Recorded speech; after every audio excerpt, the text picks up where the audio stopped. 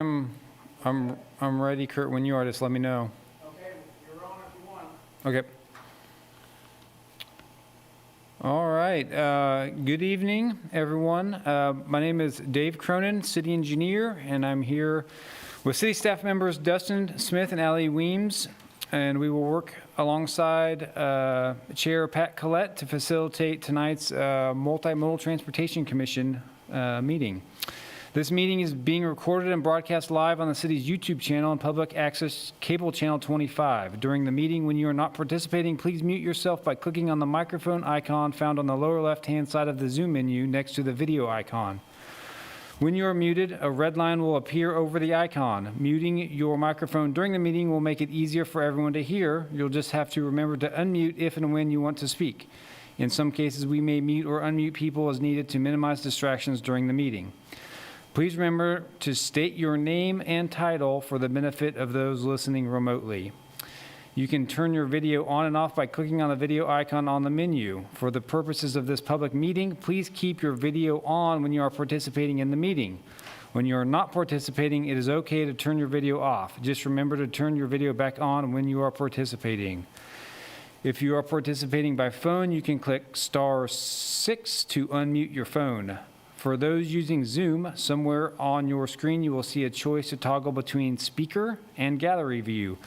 Speaker view shows the active speaker. Gallery view tiles all the meeting participants. Individuals who registered in advance to provide public comments remotely will be called upon by name. When you are called on, please unmute your listening device and state your name before speaking. The chair will then call for in-person public comment for those that are physically present. Staff will direct them to the podium to speak while following social distancing and safety protocols. All motions will need to be stated clearly. After a motion is made and seconded, staff will call on each member individually to provide their vote. Staff will then need to announce whether the motion carried and the count of the vote. And I'll have Allie go ahead and do roll call. All right. Allie Weems, MSO. Charlie Bryan. Gregory Trichlow. Steve Evans. Here. Carol Bowen. Nick Kuzmyak. Sorry. Yep, here. Tom Allen. Erin Payton. Thought I saw her earlier. Okay. Aaron, are you present? If you are, you're muted. Don't see your name on the screen, but oh, there she is. Sorry, I was grabbing a power charger. Yes. Okay. Lauren Freeman. Pat Collette. Here. And I'll just call Greg Critchlow. All right. All right, so we'll go ahead and turn it over to the chair, Pat Collette.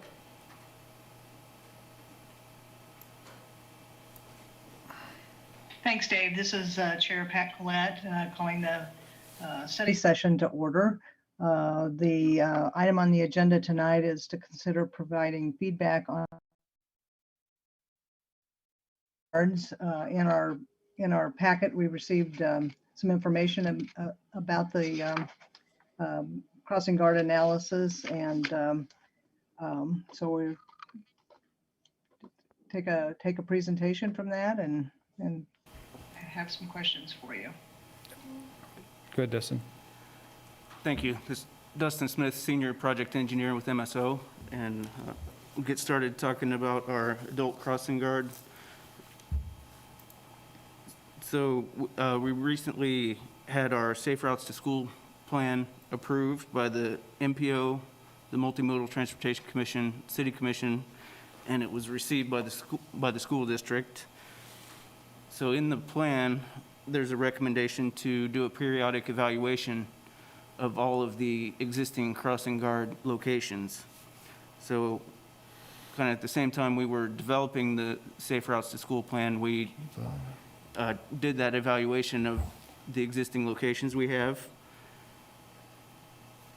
and started by collecting the data on the number of students using the crossings each day and the vehicle volume data at the crossings.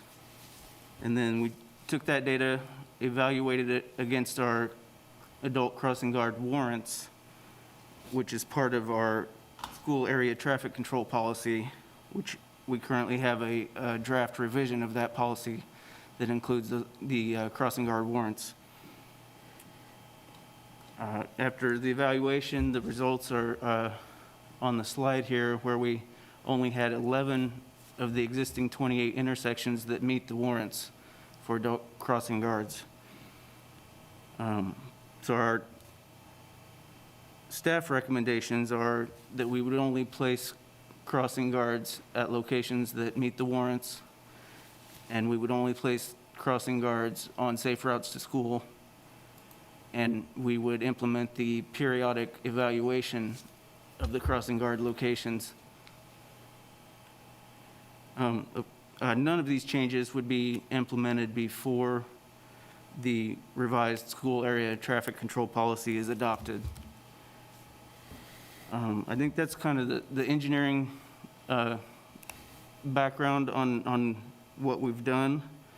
And with that, I turn it over to Brad Harrell, who manages the Adult Crossing Guard program. And he's going to present some background on the program and some options for moving forward. Thank you, Dustin.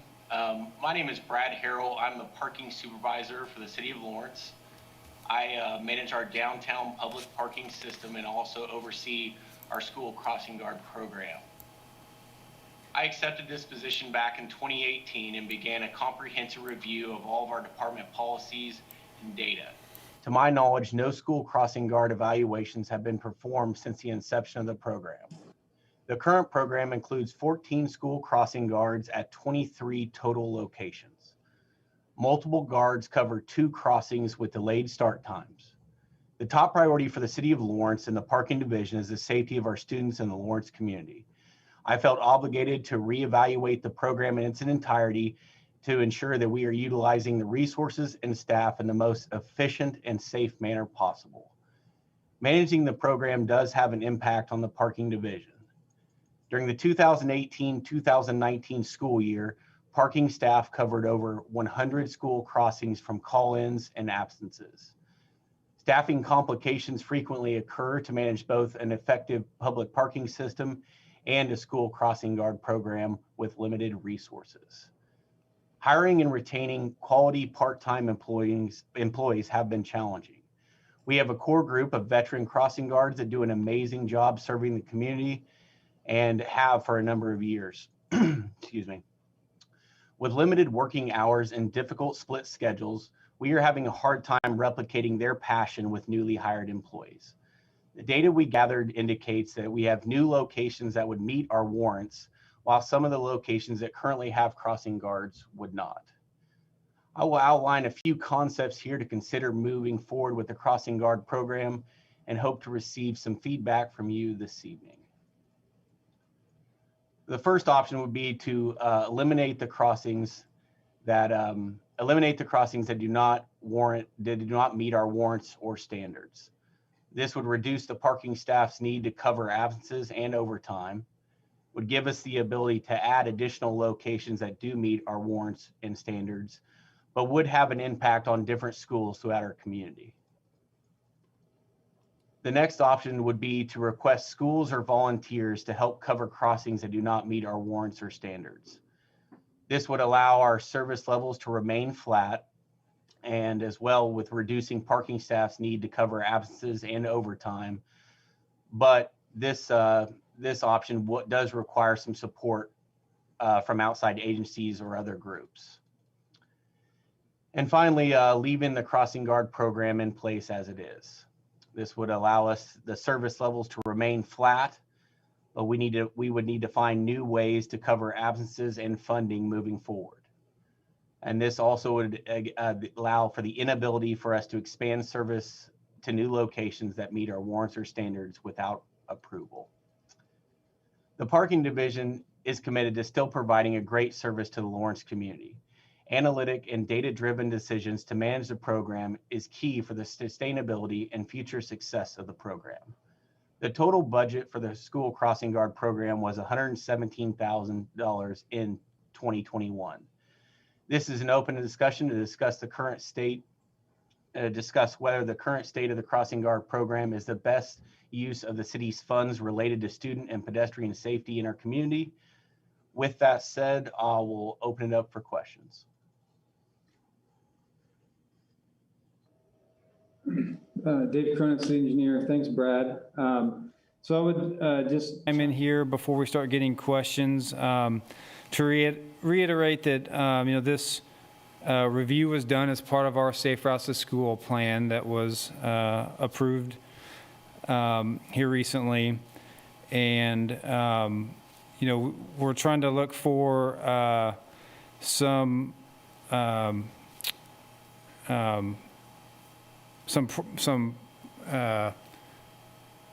schedule to review these crossing guards periodically, which has not been done in the past, to make sure it meets warrants, and that we're applying the review consistently to new locations just as we are existing locations. And so this was a recommendation in the Safe Routes to School plan, was to evaluate the use of crossing guards, and as this is included, the adult crossing guard criteria, which is included in our revision to the school area traffic control policy, that policy as a whole will come before the MMTC here by the summer of this year, hopefully, to get a recommendation to move forward on that. So we thought it would be important to have a conversation on the adult crossing guards ahead of bringing that full revised policy to the board. So with that, we would open up for any questions that you may have.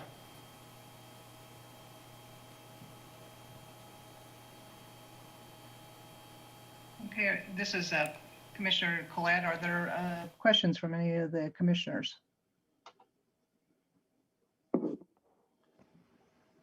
Nick. Thanks, Pat. Nick Kuzmyak, MMTC Commissioner.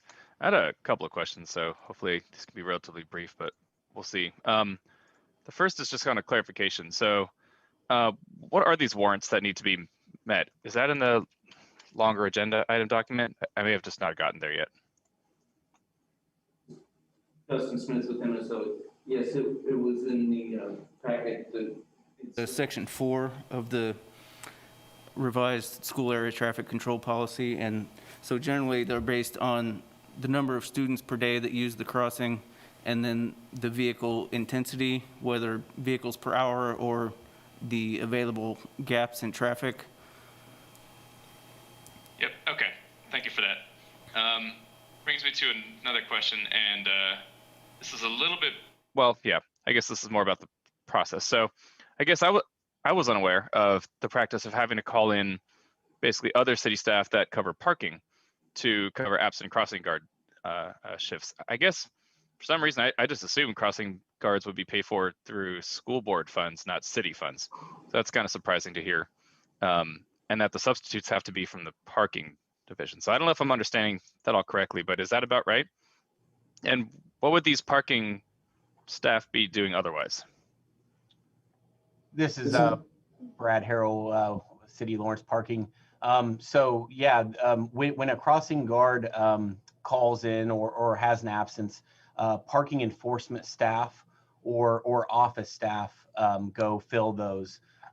We do not have an on-call crossing guard that we can call. Majority of the time we might get these call-ins at 5:30 in the morning or later in the afternoon. So any time that a call-in occurs in the morning, parking staff is actually paid comp time or overtime due to us not enforcing parking during that that set time. Parking staff generally doesn't start until 9:30, and so if we have to come in early to cover a crossing, that's how that works. As it relates to funding, there's when I was doing a kind of evaluation of surrounding communities and, kind of how they fund the crossing guard program. A lot of them are kind of a split or joint effort between the school district and the city. Whether that's a percentage split of 50-50, I've seen 70-30, and I've also seen it, 100% funded from a school or 100% funded from a city. It's really kind of wide open there from that standpoint. So okay. how is it run here? Right now, the current funding is 100% from the city, and also all of the covering of crossing or absences is also done 100% from parking staff. Interesting. Okay. Thank you for that clarification. This is Commissioner Collette. Other questions from other commissioners? If not, I have a couple also. One of those was, have there been discussions with the school district in terms of splitting cost or that arrangement that exists in the city currently? This is Brad Harrell, Parking Department. When I first took this position back in 2018, we had some very high level conversations related to this. At the time we hadn't done those evaluations of our current crossings and things like that. So since that point, we really haven't touched base on the funding of the program or the covering of absences at this point. So that discussion hasn't really continued here for a number of years. Okay. The second question I had, I was really surprised that such a high percentage of the intersections didn't meet the warrants. Were you surprised by that? And is there a trend in terms of which of those factors within assessing the warrants? Is it typical that it's number of vehicles or number of students or with the intersections, or is there no pattern to that? Dustin might be able, this is Brad Harrell with parking.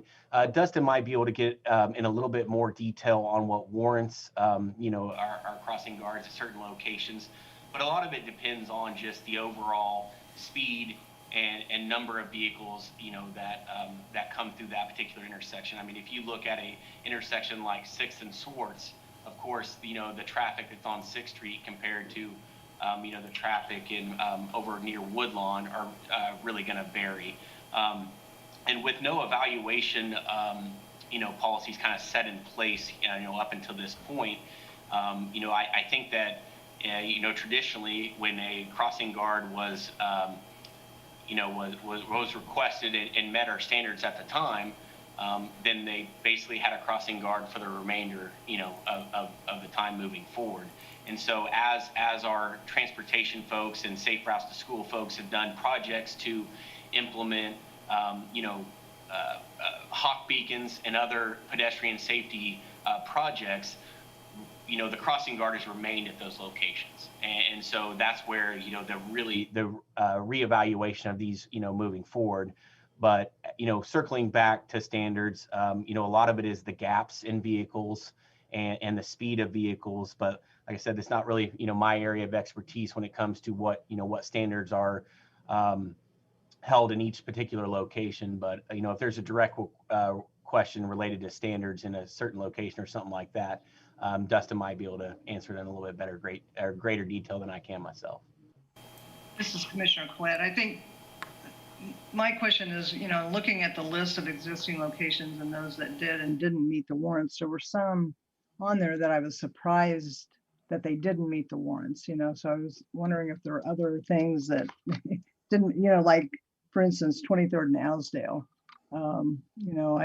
I've seen that intersection when school gets out, and that seems like a, very, highly trafficked in terms of number of students, and certainly, vehicles on Aisdale with turn traffic and then on 23rd Street. And so just, kind of trying to look at it intuitively, and that, that didn't seem to fit. So I just was curious about in a situation like that, what's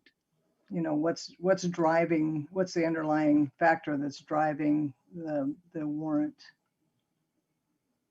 This is Dustin Smith with MSL, and I agree with you. There are a lot of locations where intuitively you would expect, absolutely this would meet warrants for a crossing guard, but I don't have all the data in front of me right now. I was trying to pull it up while you were talking, and hopefully I'll get it here in a minute. But I believe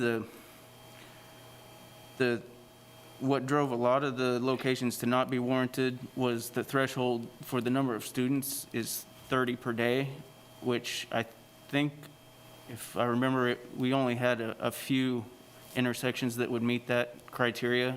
That's for a stop controlled or a signal controlled.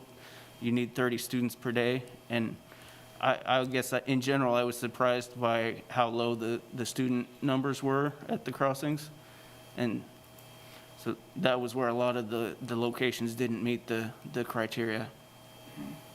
So I guess the follow-on to that, if what's underlying that, and particularly in intersections that, and there were about 4 of them that I thought it didn't make sense to me, and if it's the number of students, I'm wondering about that relationship to safe routes to school, and if the routes are improved,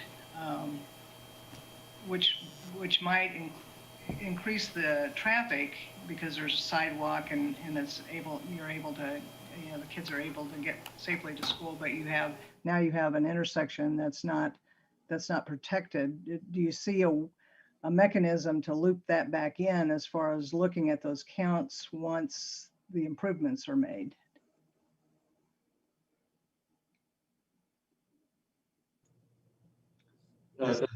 So I guess that I would anticipate that would happen as part of the periodic evaluation that would come. I may defer to Dave if we would necessarily evaluate those locations as improvements are made. Yeah, Dave Cronen, the engineer. I mean, that's a possibility. I think, with establishing our working group that would periodically get together. And so as part of the Safe Routes to School plan, we would have a kind of more established working group with city staff, MPO staff, the health department, and the school district to review any changes that get made regarding school area traffic control, whether it's adult crossing guards or maybe infrastructure improvements. So, it may be, there may be a situation where, but for an infrastructure improvement, we don't have the warrants. And, upon completion of that project, it may be necessary to then trigger an evaluation of an adjacent crossing, if that improvement, or if that crossing's in between the improvement and the school. So I think that's a good thing to consider as we're moving forward with this. We're trying to kind of revert back to the criteria we've always used and get back to a starting point where we have an approved policy. We're using this criteria that is a standard, but we do understand that any change is going to be difficult, but we want to make sure we're prioritizing our resources to the areas that really need them or need them the most. But there could be certainly some instances where we review and say, well, if we just do this project, that may then push the threshold over the criteria. And so there will certainly need to be some, as you mentioned, being intuitive when we review these with the working group to determine if there are any exceptions or outliers from the data that we got. But I would say also, I don't know if Dustin mentioned this, but when we were getting the data, we did look at each location 3 times, right? In the AM peak hour and the PM. And these were averages, so we did 3 counts for each location. And so that was also something I wanted to point out, that we didn't just visit each location once. and they were all the counts were done on days with, I think, where the weather was decent. I think if we had bad weather or rain, that we didn't conduct a count. Is that correct, Dustin? As far as I remember, it's been a That's while. with MSO, that's correct, yes. We tried to get typical days, so, bad weather, we would move to another day, or, some schools have after-school programs on one day a week, so we would avoid those days so that we were getting a typical crossing activity. Great, thank you. I have a couple more questions, but I want to open it up and make sure that other commissioners have a chance to speak. Erin? Yeah, Erin Payton, Commissioner. I kind of looked at this and I thought I had the same thoughts as Pat did on some of them that really surprised me. And I mean, you're saying based on our current criteria, I remember when this came up and when the crossing guard policy was updated a few years ago. I wasn't part of that process, but I do remember when it came up, one of my big complaints was I thought that the criteria, I feel like the criteria is a little off, and I still feel that way because the thing I felt the most strongly about didn't get changed. And that was exactly what Pat touched on. And that is that, kind of, if you have some safe routes to school, but the criteria says, well, you have to have 30 students crossing there, and you don't have 30 students crossing there.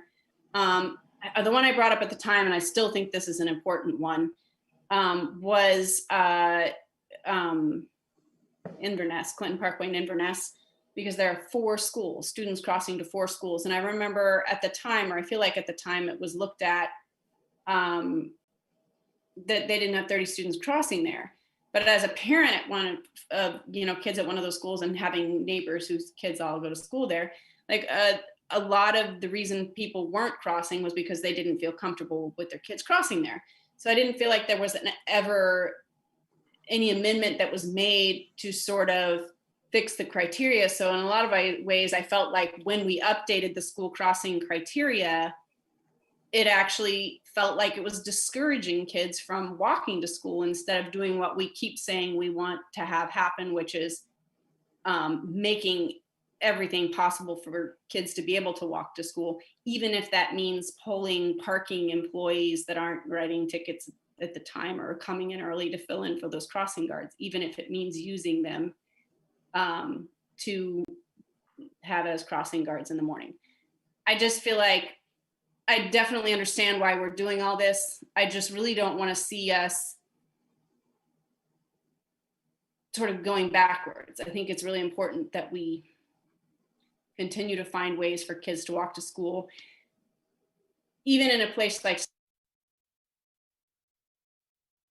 it's an equity issue.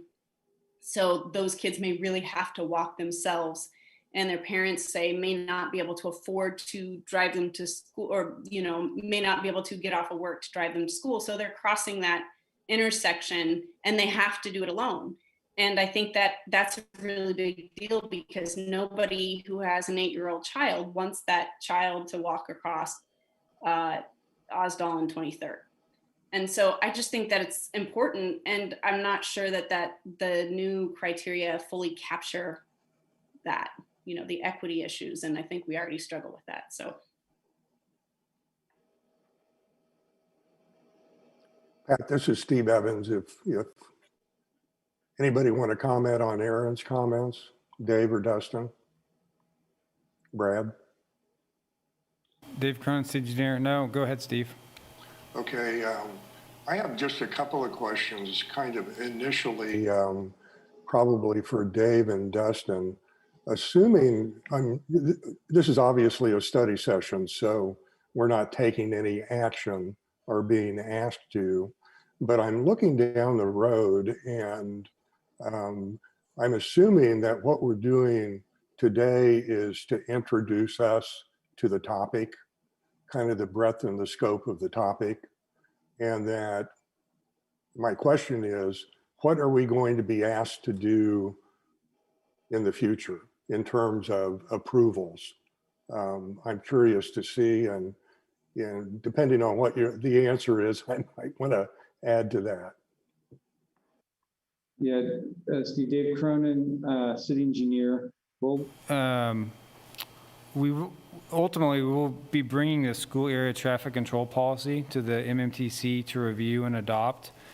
And so we're looking for tonight just a discussion to see if there's other things that we need to consider in reference to the adult crossing guards, and just, I guess, to get some reaction if, you know, we're just here presenting the data that we got. You know, it was something that was identified with the Safe Routes to School plan, and now we're, you know, before we move forward, just want to have a discussion and just get a reaction and listen to you on your thoughts. Okay, so our input will be on the policy and the criteria, and that's it? Or will we get similar, you know, the list of crossings and their evaluation to approve or disapprove? Is that part of the plan, Dave? Dave Cronin, city engineer. It would be, I think, well, the staff recommendation so far would be to have adult crossing guards where they meet warrants. And so, you know, basically the policy would drive where we have warrants, and we would ask to get approval on the policy from the MMTC before it goes to the city commission. Okay, I think I understand then. And, you know, I was pretty overwhelmed by the list, and I'm familiar with, you know, a lot of the crossings, but not intimately familiar. And were I going to be asked to look at 28 crossings and have an opinion, that would be pretty overwhelming. But looking at a policy, I think, is the right thing to do. That's kind of the big picture. You guys will do the evaluation, we'll understand the data, and we'll move on from there. So I'm good with that. I did browse through the information that was provided, and boy, there's a lot of stuff there if you're really going to get into the weeds on this. But one criteria that I didn't see, and I'm going to, you know, my neighborhood, I looked at 4th and Locust, and I think it was determined that you didn't need a crossing guard at 4th and Locust. Somebody correct me if I'm wrong, but nonetheless, I'm concerned about sight lines being a criteria, particularly if you look at 4th and Locust. You've got a lot of parallel parking and on both sides of 4th Street. And you almost have to get out into the street to see if there's any traffic coming. And I think that may be the case on a lot of safe routes, that if you look at traffic speed and traffic volume and pedestrian volume, that's all fine and dandy. But I've noticed on a lot of safe routes that I've walked on, there's safe or sightline issues. And I think that if it's not, should be a criteria to look at all of these. This is Brad Harrell with the parking department. I wanted to touch on that particular, you know, location for you. To my knowledge, I don't believe that the 4th and Locust is actually on a safe routes to school. That's one of the current crossing locations that is not on a safe route. And I think there's many reasons for that. I think that, you know, the crossing of train tracks right in that area, you know, obviously poses some safety issues from that standpoint. But I believe the safe routes to school would be for to encourage kids to go up to I believe to be 7th and cross there at the 4-way stop. And I know that's out of the way for a lot of students, but you know, I don't know if we've got somebody on the call that might know, but I believe that's the safe route for that particular location. I also have done that crossing several times, and it is, you know, with parallel parking and, you know, the number of vehicles and kind of going quick in there. I can understand your concern from that area, but I think that when this crossing was actually introduced, there was at one time a member of the railroad that actually helped in that general area, helped cross kids. And once that his position was no longer there, that's when it was decided to put a crossing guard at that location. I know that's kind of digging back into the archives, but I just wanted to kind of give you a little bit of the knowledge I have on it. Well, 4th and Locust was just an example. You're correct. It's 7th and Locust is on the safe routes. I don't know if you're going to expect somebody that lives on 3rd Street to walk to 7th and then back to 5th to Woodlawn. I probably wouldn't, but I'd try to get, a kid to do that. But just in general, I think that the criteria, 4th and Locust was just an example, but all of these safe routes and these crossings need to be looked at in terms of sightlines. That's my comment. This is Brad Harrell, Parking Department. Thank you, and I think that's certainly something we can look into and communicate with other their surrounding communities and see if they have a best practice for sightline and impediment and things like that, and see if we can evaluate our folks with the engineering will be able to really look into that and make sure that we've got our bases covered. Yeah. And the last thing I'll say is, if you're looking at the point from driving, it's not just the people walking into the intersection to see a car coming, but it's people in a car to be delayed in seeing when the pedestrians are crossing. So it's kind of a double-edged sword in a way because of the parking situation. So thank you. I'm all set. And this is Brad Harrell Parking. Also, something that just hasn't been brought up in this discussion that I want to make sure I mention is, there's going to be some, another potential solution for some of these areas might be just the enforcement side of it. From our law enforcement, whether that's speeds or things like that in certain areas. I just wanted to make sure that it was mentioned. It just kind of popped in there. So thank you. This is Commissioner Collette, and to follow up on that comment, in talking about sightlines and, looking at three of these intersections, the, kind of incidence of red light running is pretty significant. If you look at like Harvard and Iowa or 6th and Schwartz, I live on that road and I never pull out off from Schwartz without, like 10 or 15 seconds going by because there's so much red light running there. So enforcement, I do think, would be really key.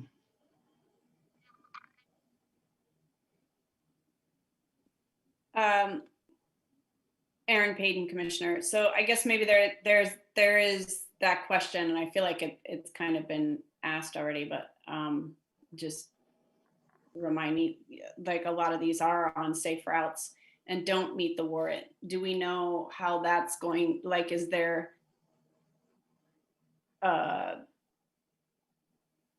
how is that going to impact those places? They don't meet the warrant, but they're on safe routes. This is Brad Harrell, Parking Department. Right now we're really just kind of talking about the evaluation of the criteria, more than we are talking about individual schools or crossings at this point. And to further that point, obviously, the discussion around, the continued evaluation, how we're going to do that in intersections and crossings throughout the community. But yeah, that's kind of what I have.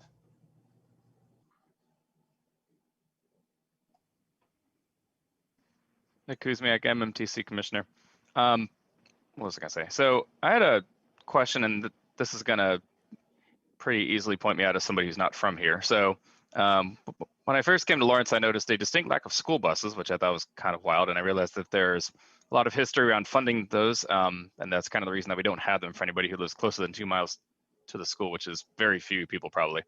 What we also don't seem to have is junior patrols. I don't know the official term for them, but back when I was a kid, it was kind of a badge of honor to go through I think it's AAA sponsored patrol training, and you get this cool fluorescent belt and a little badge, and you basically help the really little kids cross at the generally simpler intersections. And it's kind of like what was described in the attachment, that you're not really using hand signals to direct traffic. You're just being there at the crosswalk to make sure that people use the crosswalk as intended, and that there's a very clear presence of a highlighter colored band to kind of note drivers that this is a different intersection than other intersections. So do we have that here? And if so, why not? Because apparently, according to Wikipedia, 76% of municipalities in the US have it. So it seems like a perfect opportunity to get some more bodies at these crossing that we don't have the money or the staffing to actually run.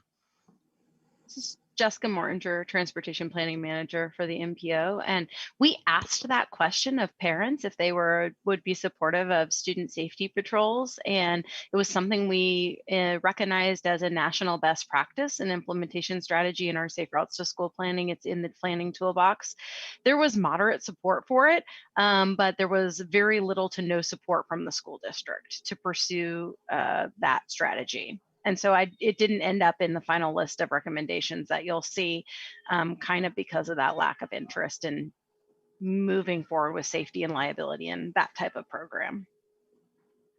The Kuzmyak MMTC. So the school district was not interested from a liability standpoint, or they just don't want to put any effort into getting something like that started. It seems like you could probably let AAA's national reps at least start it up for you. I mean, I'm sure they've done this hundreds of times. It can't be that hard to just almost like have them set up a franchise, basically. But if it's from a liability perspective, I guess, are there any comparisons nationwide showing that, say, accidents and injuries go down in crosswalks where junior patrol programs have been implemented? Because if they don't have that data, that would be insane. So, I mean, I'm assuming there's some kind of metric showing the positive impact of these.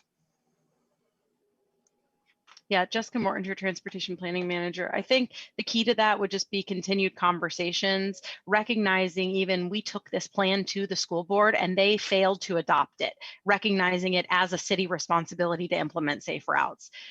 We even tried to point out that it's like, well, many of the strategies are programmatic things that relate back to the school, but their board member pulled it off the agenda for them to approve, and they, without consulting us anymore, just received the plan. So we believe the next step really with them is going to be to get a formal formal MOU to recognize a formal working group so we can continue to make progress on all implementation, and then work on the school area traffic control policy and control the parts that we can. But I'm not sure there's much else staff can do in regard to that in terms of implementation. Thanks. Thank you, Kuzmyak MMTC. Would it be worth it for, instead of staff, perhaps, a citizen staff group, a citizen including groups such as MMTC to perhaps pen us, a relatively strong recommendation letter to the school board and saying, look, staff is going as far as they possibly can with the resources that they have to make sure that your school's transportation runs smoothly. It's kind of incumbent upon you, the school system, who takes about 40 to 45% of our tax dollars, to do something to meet us the rest of the way. If you're not going to fund school buses, could you at least fund a couple of crossing guards, or at least for free fund a AAA junior crossing guard program? It seems, it's incredibly disappointing to me as a new parent who's heading into this stage in the next few years that my kids aren't going to have the same cool things I did as a kid to make it safe and easy to walk to school. So I might just be speaking for myself, but I would feel strongly enough to help pen a letter to the school board from MMTC. Jessica Mortinger, Transportation Planning Manager. Yeah, I think, the way the plan is written in terms of school specific stuff and other implementation of stuff, I think it's going to take school champions and citizen leadership to make progress on some of those more intensive, even a walking school bus program would be an example of another best practice that still really has a lot of liability concerns, I think. In terms of how are you vetting volunteers and who's responsible for walking the children, that we recognized initially, like even in the feedback when we got feedback like from parents, it's like a crossing guard needs to be at every street crossing along 27th Street. Okay, well, we got that commonly across a lot of things because they perceive that school crossing guard as a very high level of comfort, especially for young children walking. Well, in some of those strategies, walking school bus is, we believe, the solution for that, or a park and walk and a walking school bus.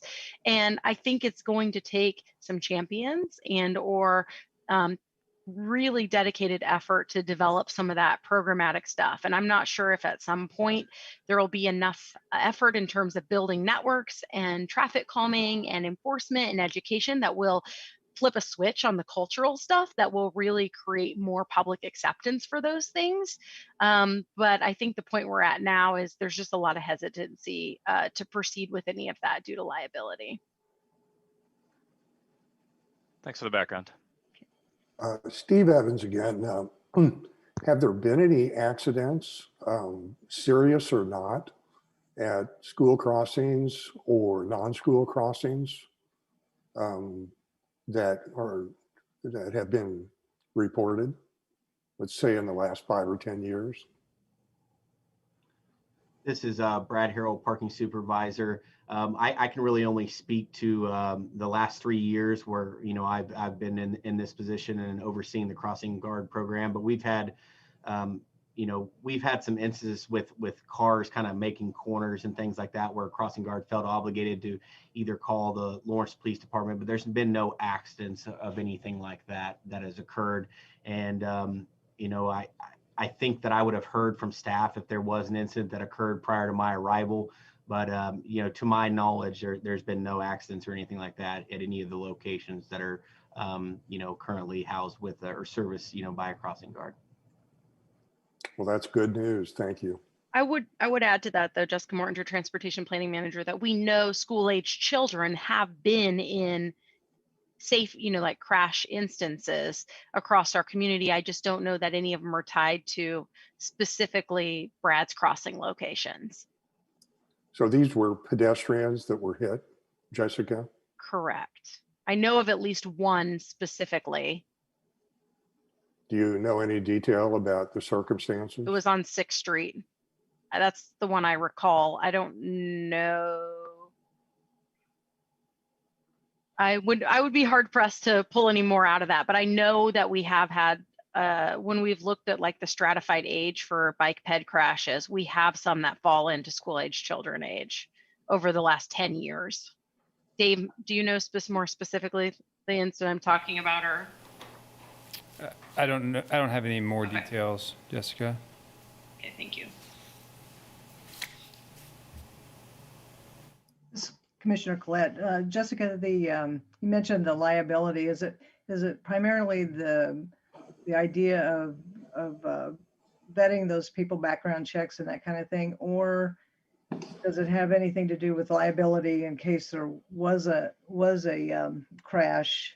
And since those individuals are not able to direct traffic, or you know, they're just leading the kids, you know, across the intersection or helping them across, if something happened, has that been a concern with liability? Do you know? Jessica Morton, your transportation planning manager. I think it's probably all of the above. I think it's probably every worst case scenario that people have heard about in terms of being concerned about the responsibility of putting other adults in responsible hands for that, in terms of with school staff and or with volunteers and or with parents and or older children. I would say those are all probably concerns. Mm-hmm.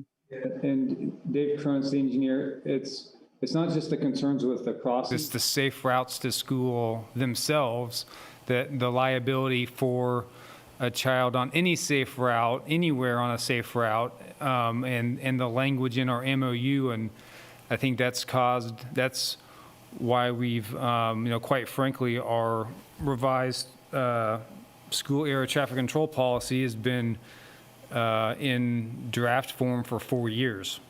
And so we've worked to kind of, in the best interest of everyone, that we have a working group, have an understanding. We've kind of taken out some of the language that may have seemed more, that may have been more strongly worded, that we, in the best interest of everyone, we have a working group that will be consulted before we make any changes. So we've kind of done some work here with the conclusion of getting the Safe Routes to School plan completed, to revisit that MOU with the school district, so that we can get moving, get something approved and in the best interest of everyone. So The school area traffic control policy includes other references to new things that are in the Safe Routes to School plan, as far as we've got different maps, the infrastructure map, encouragement map,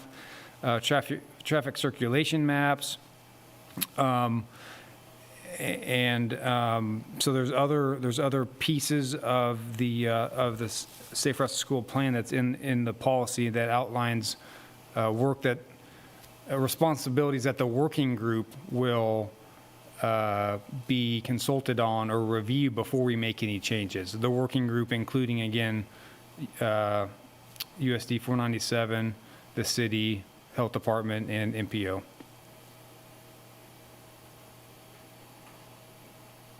This is Commissioner Collette.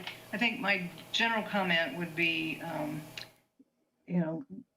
Aaron kind of touched on this, was in terms of equity issues and making sure that incorporated within that policy is that there is attention to equity and, schools and that would have a higher percentage of kids that maybe have, are most likely to need to walk to school, that they have a safe way to do that. And I mean, we want that for all the kids, but making sure that, we address the equity. And then the second is just that feedback loop in terms of improvements to the safe routes corridors, and that, the assumption that we are increasing pedestrian traffic, and that if that's a reason for a failure of the warrant, that be looped back into the process. This is Steve Evans again, Commissioner, and I'm just throwing this out there. Haven't really thought it through, but I'm thinking this could be an opportunity for a field trip. I know most of us drive or walk through a lot of these areas, but I think, a field trip, before school, after school, to maybe some of the crossings that might you kind of swing one way or another, be a close call in terms of the policy and the evaluation. It's just so different to be there and be live than, today we're looking at words on paper and, using our ability to visualize these places. So I'd ask staff to consider that. And I know there's open meeting issues and stuff like that, but maybe there's a way we could get around that. And lastly, I think that when we do look at the policy, it would be good if we haven't actually taken field trips to see some visuals, some Google Street Views, and some more visual information for us to kind of get a little closer to the real situation. So I'd ask that we consider that. This is Commissioner Collette. It was my understanding that we really wouldn't be looking at the individual intersections, is that we're providing input on basically the process of warrants, and that, the policy of compliance with the warrants, and that it's on a safe routes corridor. Is that correct? That it really wouldn't be us looking at individual intersections. Yeah, and Pat, my intention would be to just understand the policy better firsthand, not make an evaluation on the crossing. Gotcha. Just like, here we are, here's the policy, this is how we evaluated it, and this is why it tipped one way or another. Not really to go there to say, oh yeah, it meets the policy or not. That was my thought.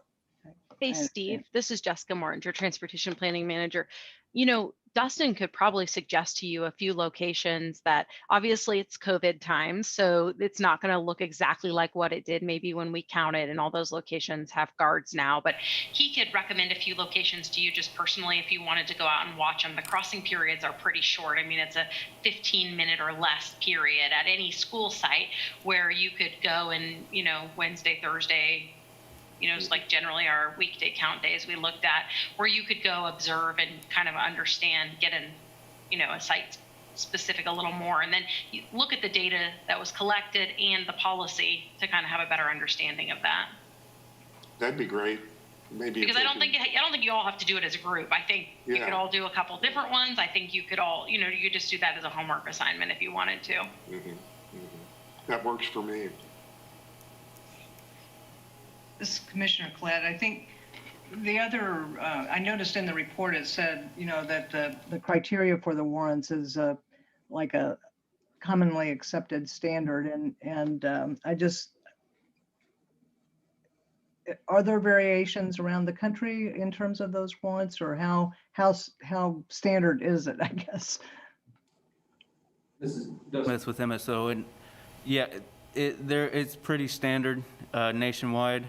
The thresholds are typically, that 10 students at a uncontrolled crossing, 30 at a signal or a stop sign, and then the vehicle thresholds vary a little bit, and ours is actually, the threshold is a little bit lower for the vehicle volumes at the controlled crossings, and so lower meaning we would put more guards out than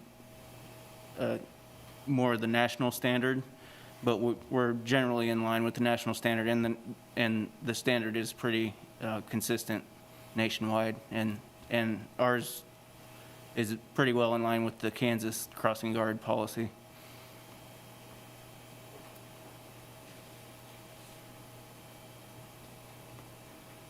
Thank you. This is Commissioner Collette. I think that the idea of a working group is a great one, in terms of the direction of looking at some sort of shared cost between the city and USD is, from my perspective, makes a lot of sense. And in terms of the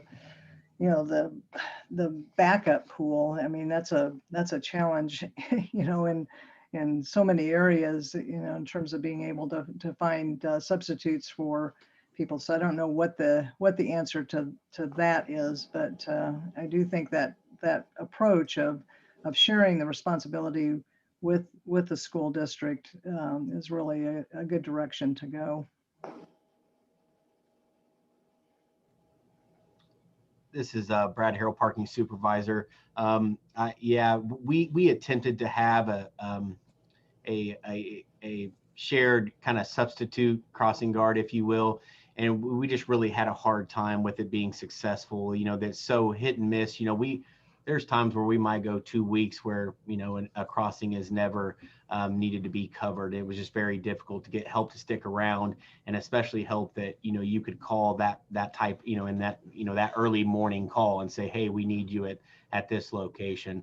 And then another little note, right now we currently do have a crossing that's open that we're trying to fill, and so parking staff is covering that on a daily basis, morning and evening right now. So if anyone knows anyone that might be looking for a crossing guard job, we'd be happy to entertain that. So just wanted to put that out there. Thank you.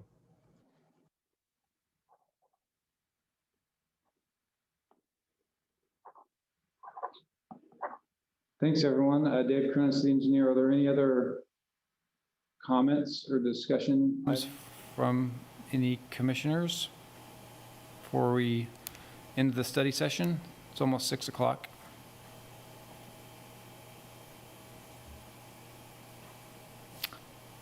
I don't see any here.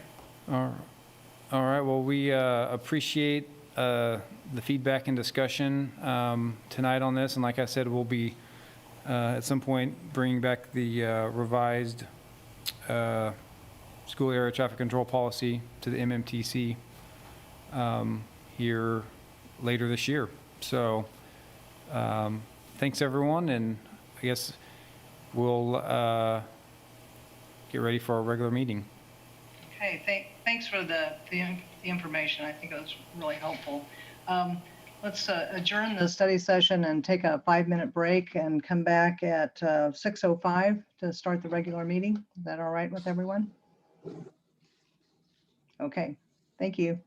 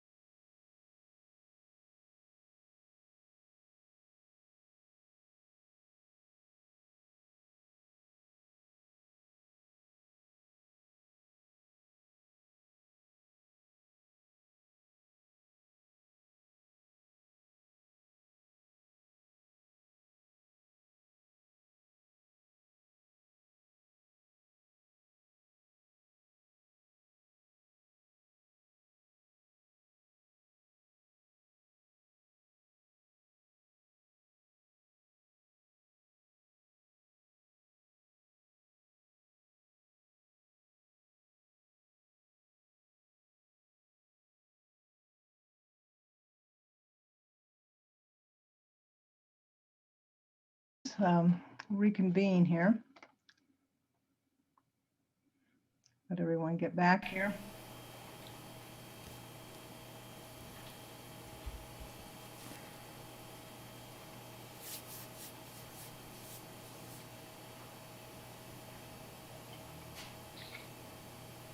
All right, this is Commissioner Collette calling the March 1st MMTC meeting to order.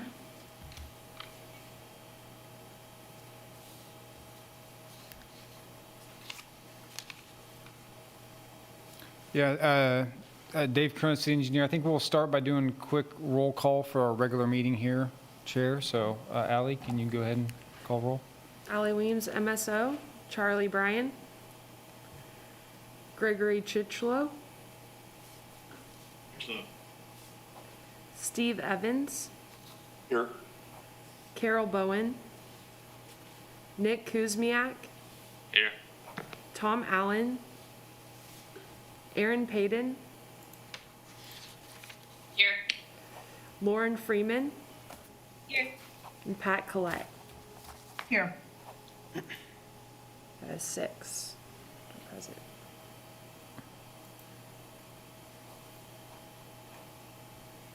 Dave, did you need to read the statement again? I do, Dave Cronen, city engineer. I do not. So, you can go ahead with item B. Okay, great.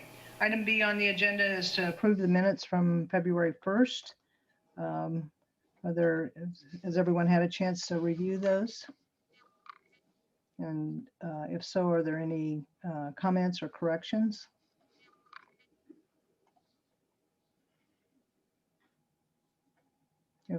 If not, I'd entertain a motion to approve. Nick Kuzmyak, MMTC. I would motion that we approve the February meeting minutes. Thank you. Is there a second? Commissioner Evans, I'll second. Thank you. All in favor? Or I guess, Ally, do you need to call the vote? Okay. Yeah, Ally Weems, MSO. So Gregory Critchlow. Sorry. Oh. Yes. Steve Evans. Oh, sorry. No, I apologize. Gregory Critchlow, I'm going to have to abstain because I did not attend that meeting. Okay. Steve Evans. Yes. Nick Kuzmyak.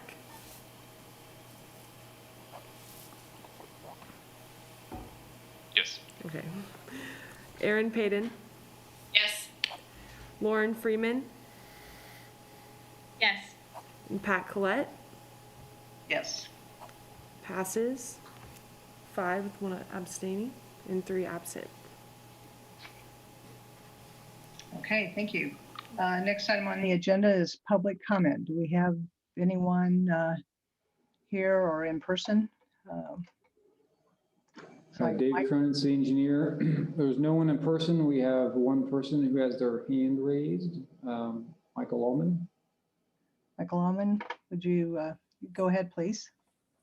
Hi, good evening. Thank you. My name is Michael Allman, and I have some comments about the mutual effect of land use and roads, a topic that any number of times have come up at the Multimodal Transportation Commission.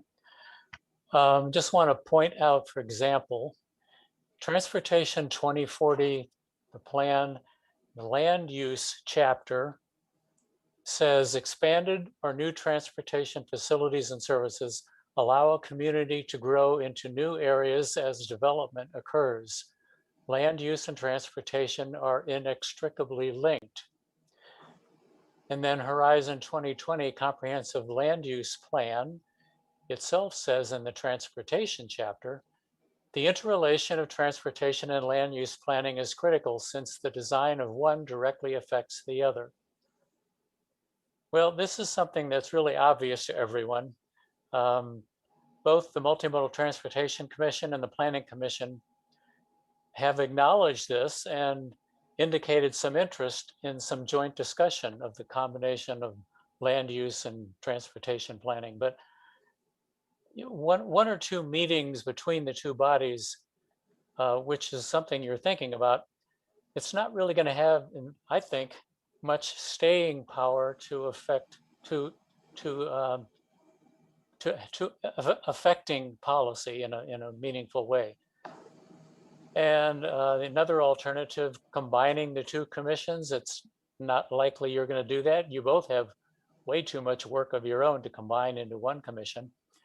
To me, I think the most effective approach is for both bodies to be able to review development proposals, particularly like plan developments or land plats, the legally surveyed land plats.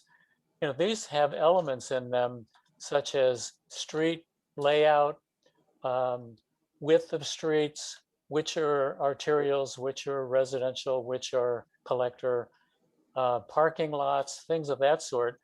But the planning commissioners themselves really don't have the expertise you do to evaluate the planning, the transportation aspects when they review those proposals. That would be something that those proposals would come to you and you could review the transportation parts. And then the planning commission will review the land use parts, the zoning,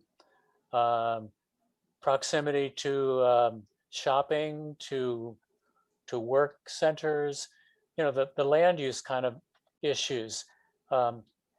Commissioner Payden has seen both sides of this, and she probably knows a little bit of what I'm talking about, but really you both have very distinct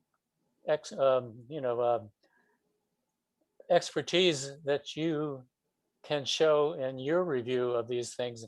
I would think that the city ought to officially designate review by both bodies at separate times as they come up each month. Now, I don't think it's going to be a whole lot of work for you, but of course, that's something to consider. But to me, that seems the most effective way for you to have some say about land use policy that does affect transportation, as you know. So thank you.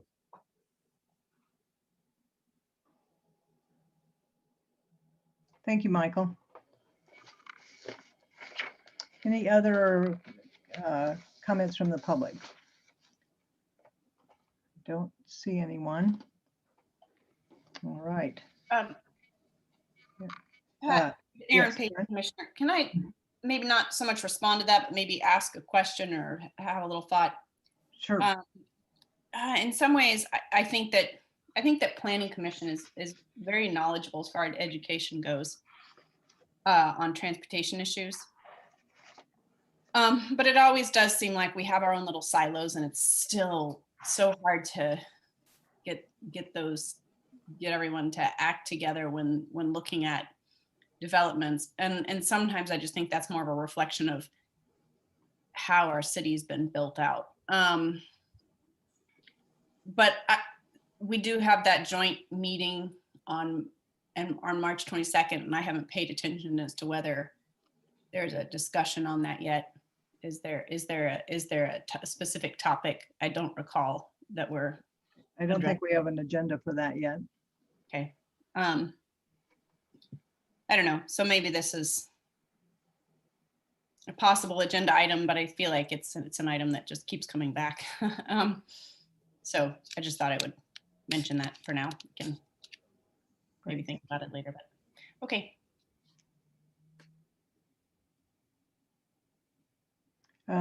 This is Commissioner Klett. Dave, is that agenda in development, or how will that be developed? Dave Cronen, city engineer. Staff is getting together this week from both MSO department and planning department to discuss drafting an agenda, and that will be also in discussion with the chairs of each board. So we're meeting this week. We were both waiting till we each had our annual retreats and or orientation. The Planning Commission had theirs on Friday, so we intentionally set up a meeting this week to get together. And so staff will be doing that, and then we'll consult with the chairs and draft the agenda. But I do know there was, we only got, I think we had 3 agenda items at the first meeting, and we got to 1. And so we had 2 from that first meeting that will very likely be 2 that would move forward to this next meeting. So. You're talking about agenda items from last year that didn't get addressed? Is that what you're referring to? Dave Cronen, City Engineer, that's correct. From our joint MMTC Planning Commission meeting last fall. Okay. One was parking and the other was, I can't recall now, land use, maybe it was corridor studies. But yeah, so we have a couple things we didn't get to, and there might be some other topics, but we'll be working on an agenda for that. And again, yeah, that's coming up March 22nd. Well, I guess to respond to you, Aaron, I think as you know, for the role, whatever role I have as far as contributing to that agenda, that I certainly forward that suggestion as a possibility.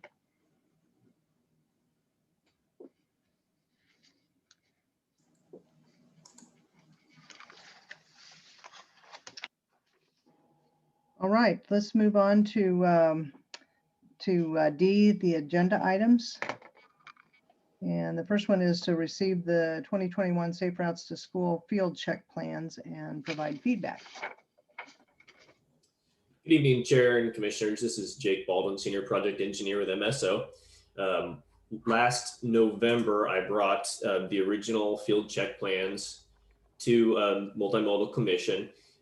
We did at that time, though, have recognized we had a few moving pieces that we needed to incorporate in this project. And the largest of those was that our safe routes plan was changing.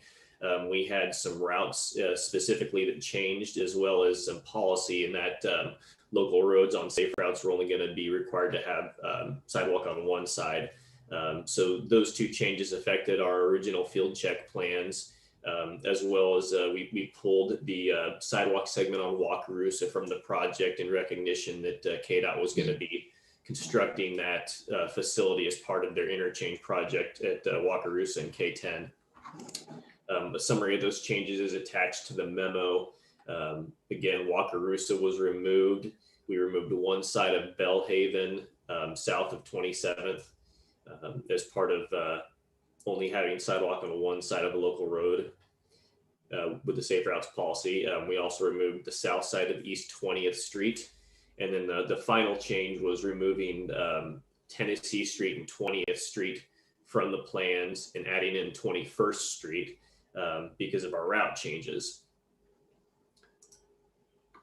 And I'll share screens here as we go through some of the plans. So what we're looking at here is just a map here east of Lawrence High that shows in green are the 2 segments that I just spoke about that were removed from the revised or from the original field check plans. And so in our revised field check plans, we have 21st Street on the north side between Louisiana and Massachusetts streets. And if you recall, as part of our Bike Boulevard project on 21st Street, we've got some turning restrictions here with a controlled crossing on the north side of 21st Street, as well as at Massachusetts Street, the project that was just completed here recently, I believe, or still about to be completed, another controlled crossing on the north side of 21st at Massachusetts.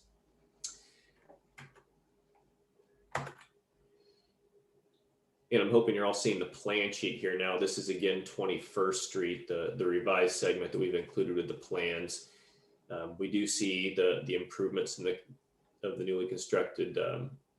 Actually, I don't think that is showing the new, at least doesn't have the pavement marking, but we've got the crossing here shown on the north side and the sidewalk running along the north side of 21st Street, beginning at Louisiana Street on the west side. We do have a few driveway conflicts. For the most part, these first 2 blocks are fairly uneventful. Then we moved to Tennessee and Kentucky Street. It's still fairly wide open. We're running a 5-foot sidewalk, generally 3 to 4 feet off the back of curb. We've got a tight, maybe 10-foot narrow right-of-way corridor to fit this sidewalk segment in. Luckily, most of the grading is flat, so that's conducive to the narrow right-of-way. As we move further east towards Massachusetts Street, we do have a few large trees that are in conflict. I've met out there with our forestry personnel from Parks and Rec, and we are going to be able to say these are quite large trees, and we're going to be able to work around these. So you see an X and a 42-inch tree and a 60-inch tree. Those are going to be going away with comments that we're going to direct to the consultant. So in these particular instances, we'll swing the sidewalk to the back of curb and probably narrow it down to 4 feet for a small length, just to do what we can to save those existing trees that have quite a bit of value. And then the last thing I would point out here is at Massachusetts Street, this design that you're seeing doesn't reflect the improvements that has just been constructed. So the intent of this project will be to go in and tie into the new improvements and not tear out anything that was just reconstructed. So we'll be reaching out to this property owner in hopes of getting a pedestrian easement to achieve that.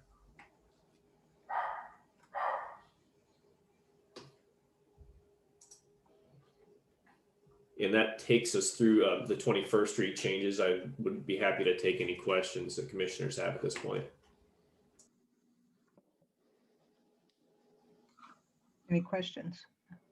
Lauren? Yeah, this is Commissioner Freeman. Is there any issues with ADA with shrinking the sidewalk down to 4 feet at all? This is Jake Baldwin, Senior Project Engineer.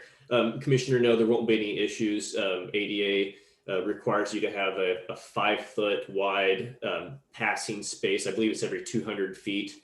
So, as long as we neck down for, 20, 30, 40 feet, something of that nature, we're still meeting compliance.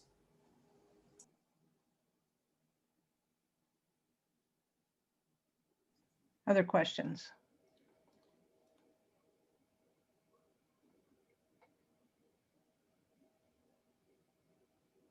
Okay, I don't see any.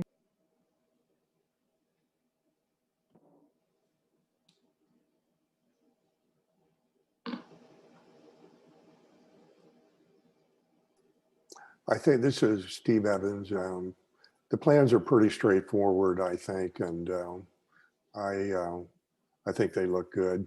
It's maybe one of the easiest projects we've looked at in a long time. So I think it looks great.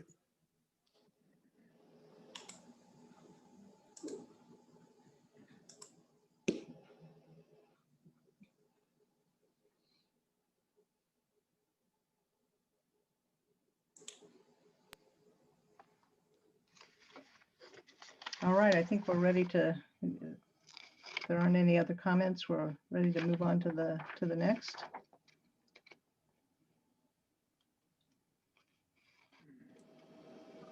You guys ready to move on to the next agenda item? Sure. Okay.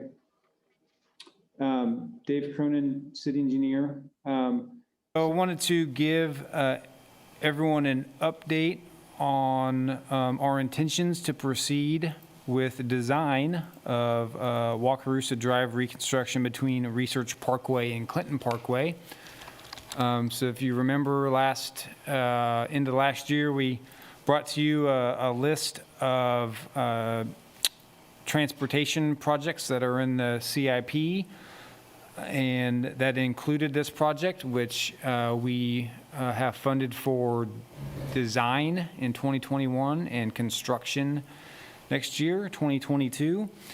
And so just wanted to make an intentional effort to provide everyone an update on this, that we are going to be sending out a request for qualifications to hire an engineer and consultant to proceed with surveying and design of the corridor. Ali, I guess if I could have you pull up that map that's attached, that'll give everyone a bird's eye view of the corridor.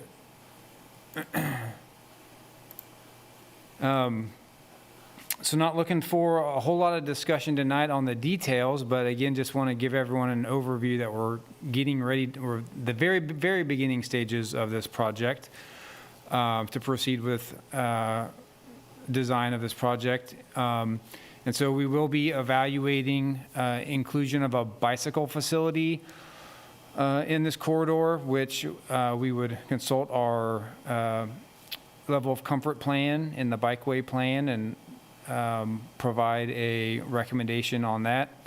That would be evaluated with the design. We're also looking to improve the intersections of Research Parkway and Wakarusa and 18th and Wakarusa to determine if either or both would warrant traffic signal or a roundabout to be installed at those intersections. We'll also be looking at installing a center turn lane in areas where there is the ability to have a safe turn lane, and where there's not, we would look to have some raised medians to kind of break things up. So I think it's relatively similar type of project to the several projects we've completed to the north, where we've gone back with 2 lanes northbound, 2 lanes southbound. It'll be new concrete pavement, and I think we'll have to have a discussion on, how how the bike facility to the north that we built with the on-street bike lanes may tie into the bike facility that we would construct with this project. And so we have a water transmission main that comes out of our water treatment plant there on Wakarusa on the west side, that runs along the west side, that is close to the existing back of the curb, and that would be very expensive to move. So there may be some constraints that we identify during design that we need to evaluate the cost implications with the design. But all of that's really yet to come, but did want to, like I said, inform everyone that we are proceeding with this project as we've planned, and we want to keep pushing out updates to help keep everyone in the loop as we move forward. And we will have a community engagement piece included in the scope of services for the engineering consultant, and we would bring back a concept plan to the MMTC for a recommendation before we move forward with final design. I believe that is all I had, and I guess I would open it up for any comments or questions from the commissioners.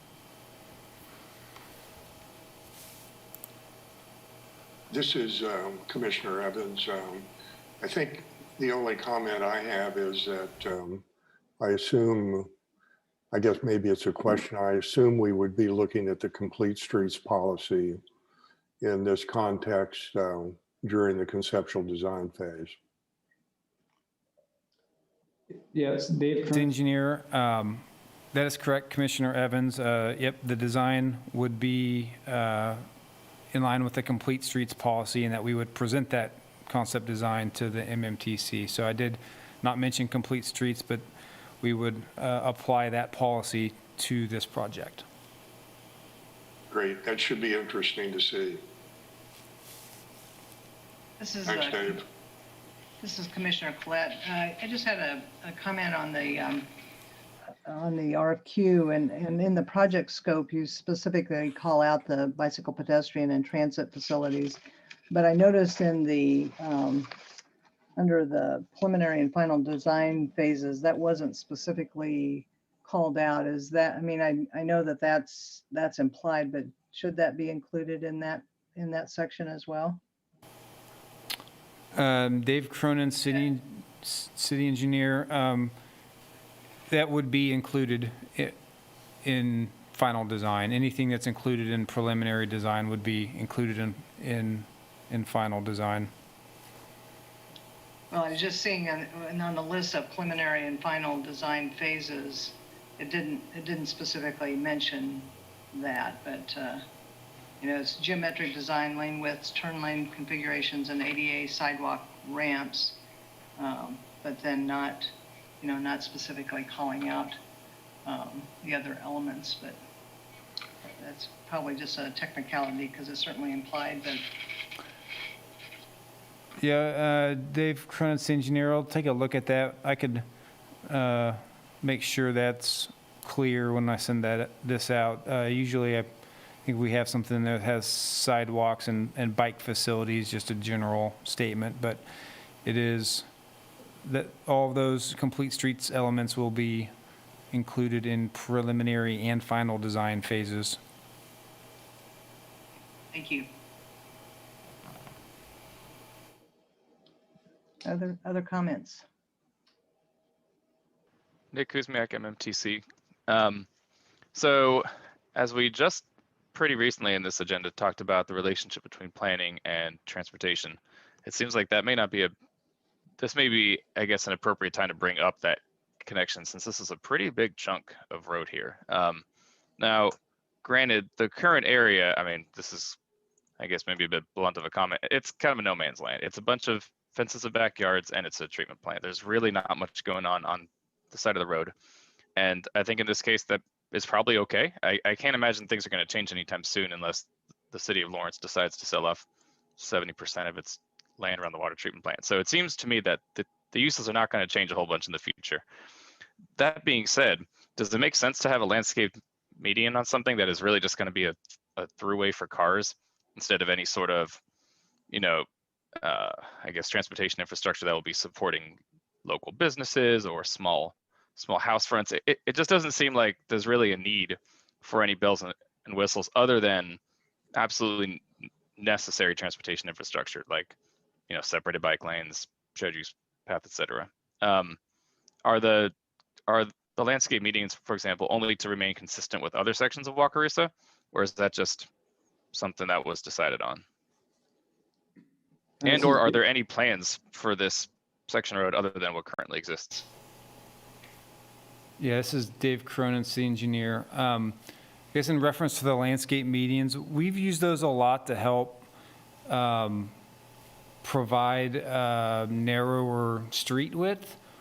So introducing some raised curb and gutter where we don't need center turn lanes helps, in my opinion, is a design aspect that helps calm traffic a little bit. Maybe not as much as we would like, but better than just having wide open concrete pavement. It also reduces the costs to maintain the pavement. So there is certainly maintenance with whatever is in a landscaped island, but we're not, plowing snow from the area or doing routine maintenance, street sweeping, et cetera. So I think that would be, I guess my general thought, we would certainly look at the application of where those would be and with the design, but it's an approach that we've used, which would, I think, the next closest location, I guess you could see it, that we've done recently would be on Castled. We've put in some medians where we could, but that would be the thought going into the design. We would try to introduce some of those where we didn't need a left turn lane.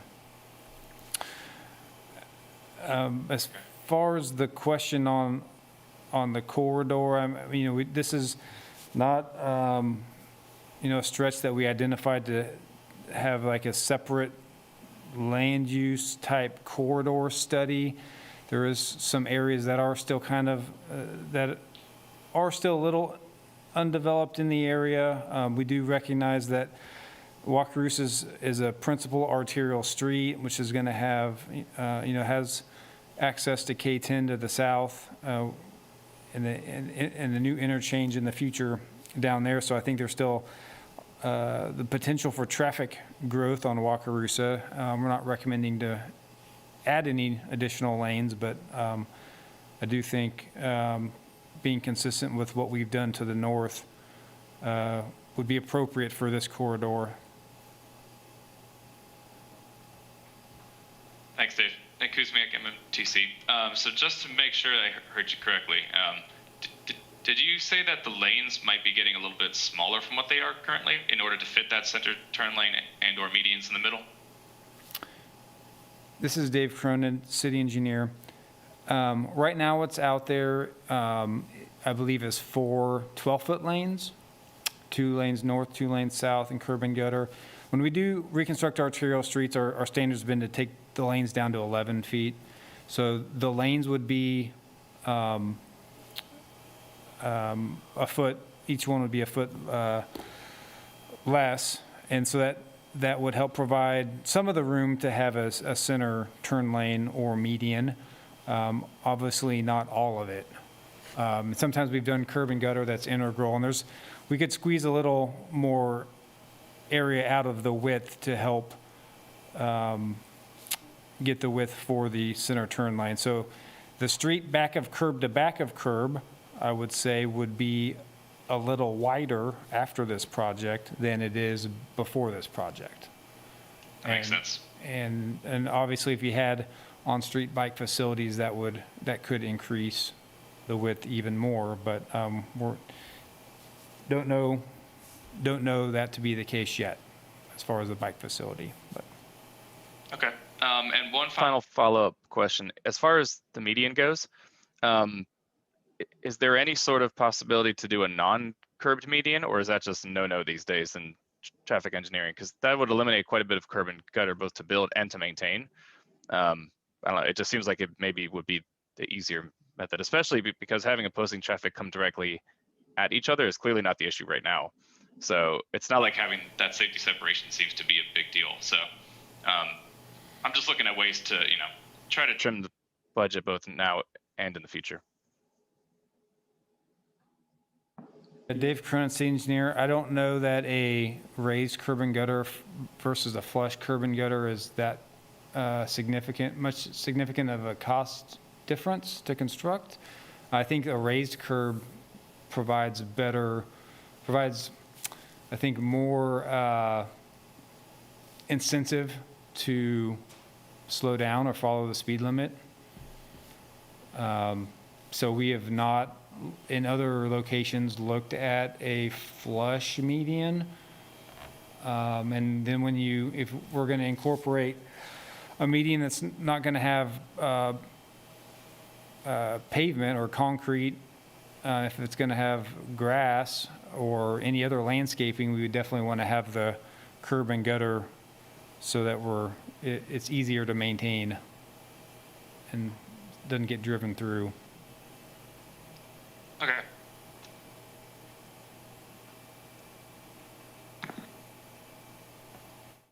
Other questions of Dave?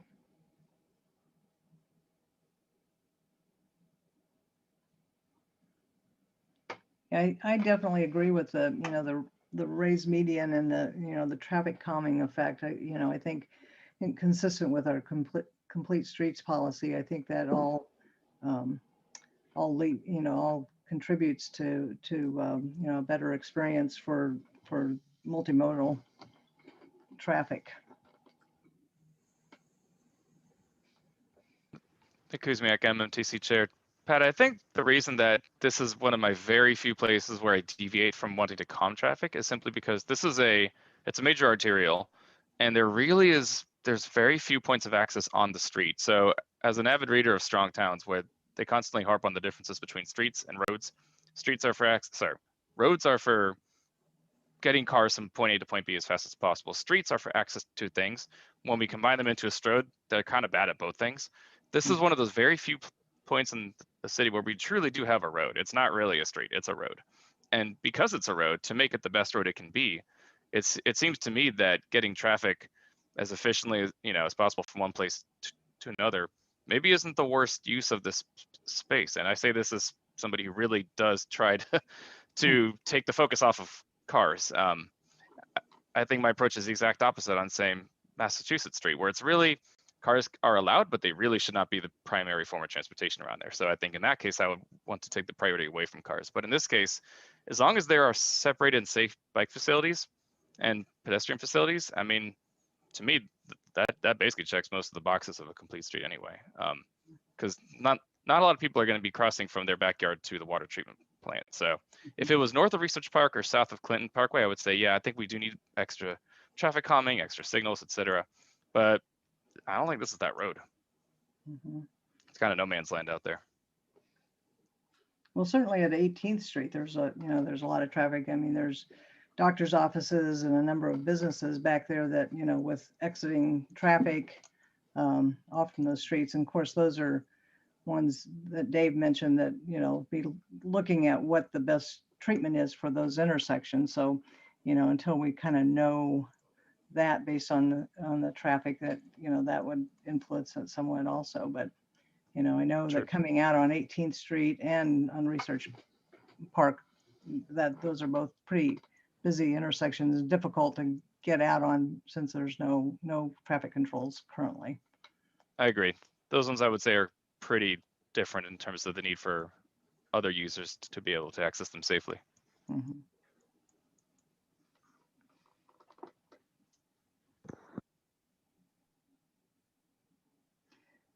This is Commissioner Collette. So Dave, remind me what the timeline is on this then? Dave Cronen, the engineer. We are getting ready to send out our request for qualifications, and then we would select a consultant and begin design here this spring, summer, and I would say very tentatively at this point, anticipate bringing a conceptual design to the MMTC this fall. Great. All right, thank you. All right, are we ready to move on to the next agenda item? Well, you could, I would suggest one, just as I was. And that I saw Michael's hand raised, but you could get any public comment, and there's no one here to speak to the item, but it looks like Michael's hand's raised, so. I just saw that as well. So Michael, go ahead, please. Hi, this is Michael Allman again. Thank you. Well, right off, I want to state my continuing opposition to white stripe bicycle lanes. I attended the Kansas Active Transportation Plan meeting last week, and a number of people pointed out, and one of the phrases used there was, "Paint is not protection." It's pretty understood now that a white stripe bicycle lane is not safe for the vast majority of bicyclists, for child bicyclists, family bicyclists. Very few people would want to feel safe there. The comfort level is 5. I mean, it's not really worth the expenditure to build it when people aren't going to use it. I appreciate Commissioner Kuzmyak at this meeting and at the retreat saying that we should have protected bicycle facilities, lanes, shared use paths, bicycle tracks, any street with a speed limit above 25 miles an hour. That's my position as well. I want to point out that in 2020, an organization called bikemaps.com did a survey of many cities in the United States. They found that 65% of fatal bicyclist collisions with motor vehicles occurred on arterial streets with speed limits up to 45 miles per hour. Well, bingo. Wakarusa is an arterial street with a speed limit of 45 miles an hour. We do not want on-street bicycle lanes with a white stripe. Mr. Cronen mentioned that the center median would be a way to have the travel lanes be narrower because the median would take up some of that footage. Well, if you want to make narrower travel lanes, let's allocate that extra footage to a protected bicycle lane if you want to have an on-street bicycle lane. I mean, let's use it where it'll make the bicyclist safer. We can also, and I would advocate for roundabouts at those intersections that's showing a lot of promise in the north section of Wakarusa for calming traffic. We know that roundabouts calm traffic. Let's use them here. Let's do anything we can. But as far as Commissioner Kuzmyak saying about streets and roads, I agree. Let's make this street function for motor vehicles because that's really what it's going to be there for. And let's safely separate pedestrians and bicyclists. Mayor Boley said in 2018, I'm really interested in options for separating bicycles from motor vehicles. I want to say that flat out unapologetically. We can't keep replicating white striped bicycle lanes simply because we're going to match what's on an adjacent project nearby. I mean, if we do that, we're just going to keep repeating the same poorly designed bicycle facilities. And that's foolish. You can't solve a problem with the same kind of thinking that was used to create the problem. And that's from Albert Einstein.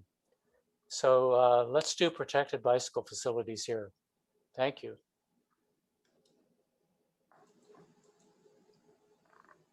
Thanks, Michael. All right, any other comments?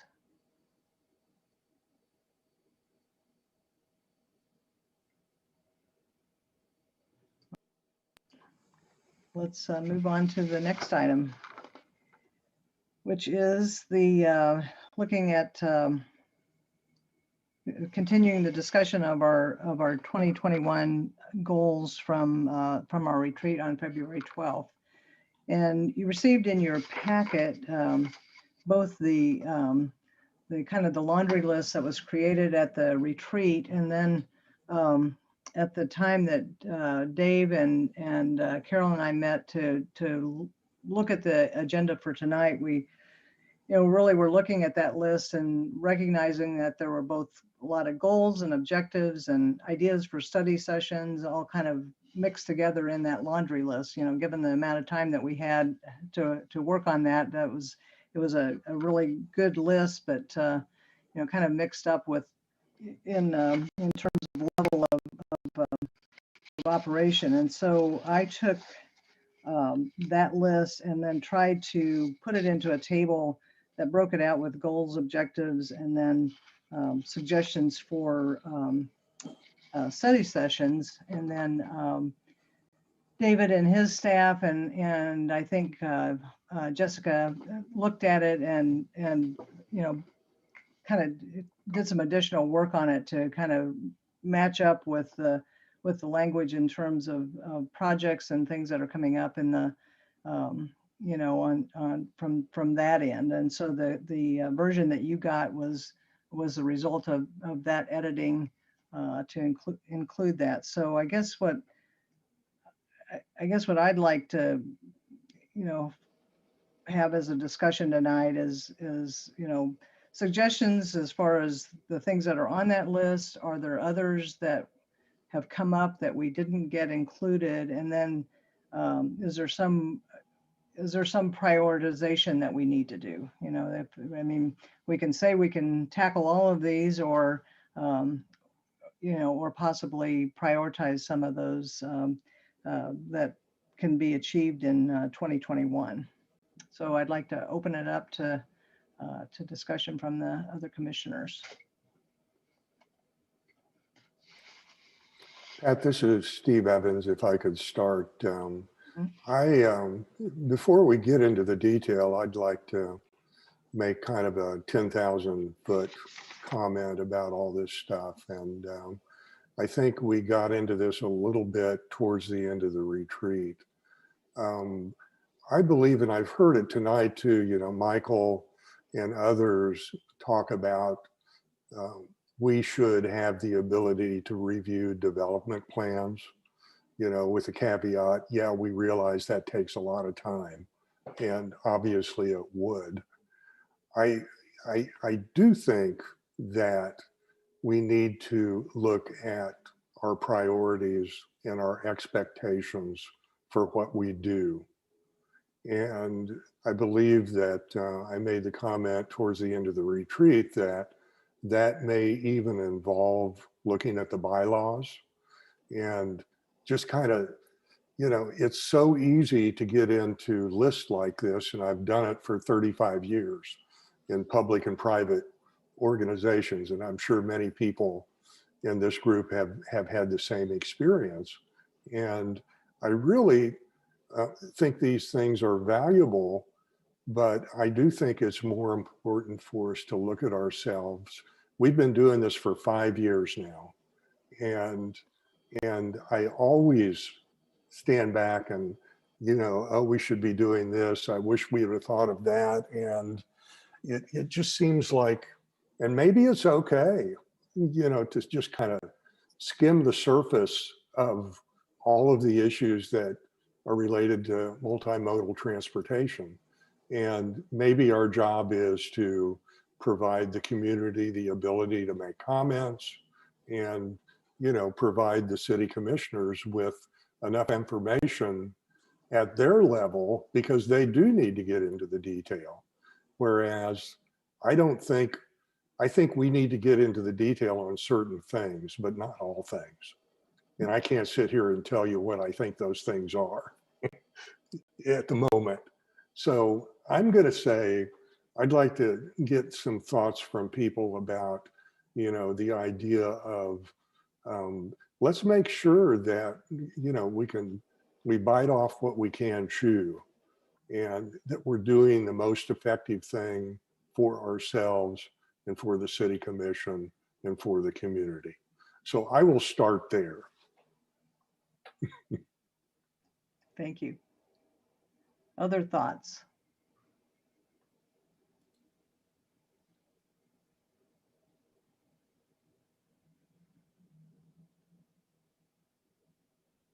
This is Commissioner Collette. Steve, I think, you know, coming onto this commission and looking at having recently looked at the bylaws and the, you know, the charge that's included in those bylaws, it's expansive, you know, in terms of the things that that we as a commission are expected to do. And so I do think it's, you know, and that's included in here. That, I mean, we talked about that, and it's included in terms of going back to those bylaws and looking, you know, some sort of, you know, performance checklist as far as how well we're doing in that. Is that something that's still valid? You know, how do we know that we're doing it? Because, you know, other than just kind of looking at the list next year and it's like, well, yeah, we did this and this and this, but you know, being more intentional, I guess, in terms of making sure that we cover those bases.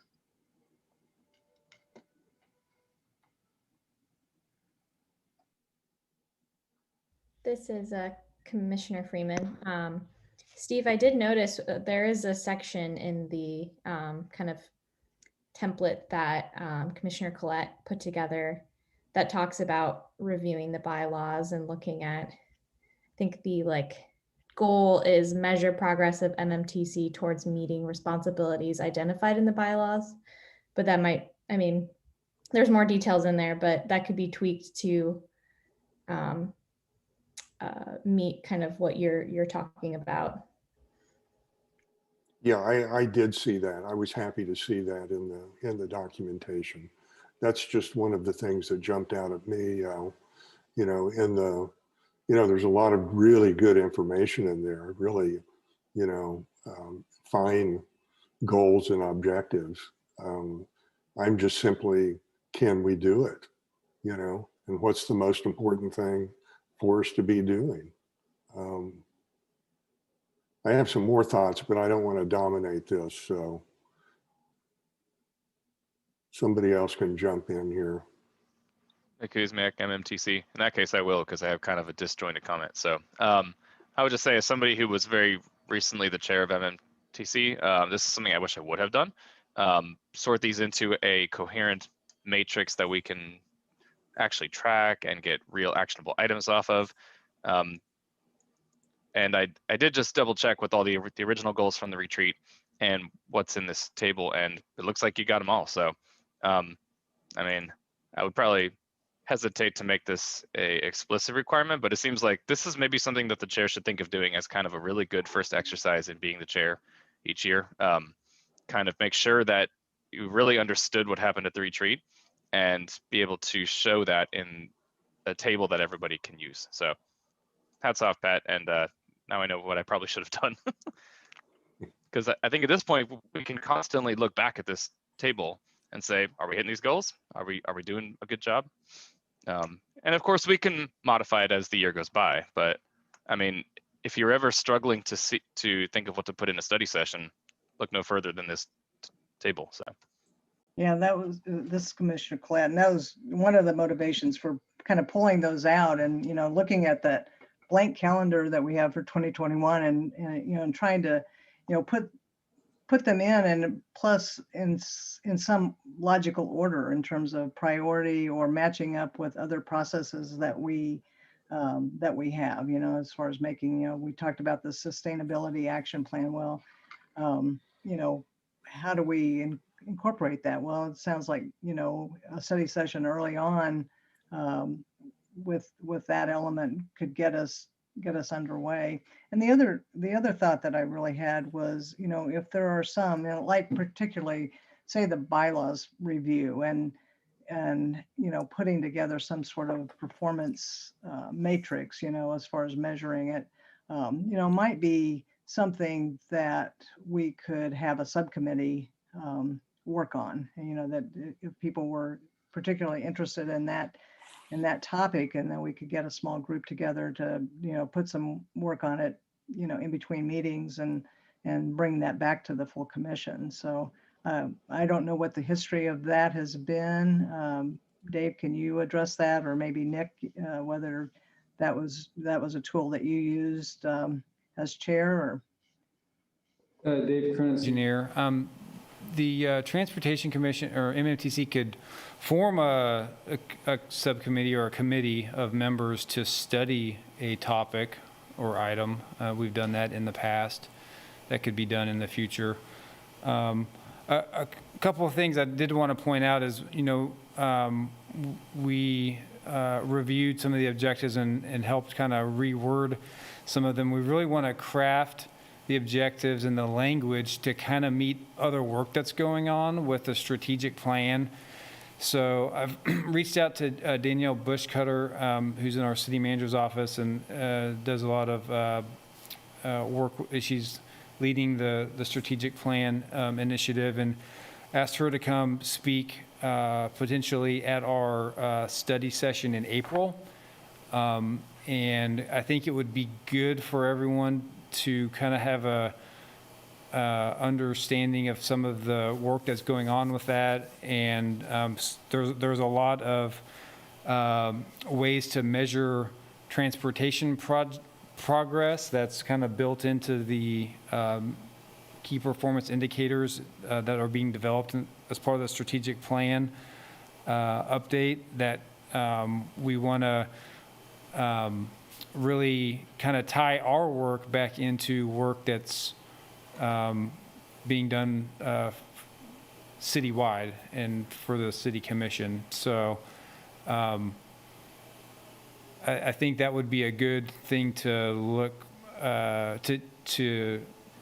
to get an update on at our April meeting, is the strategic plan and how some of these objectives and our goals also tie into the city's goals.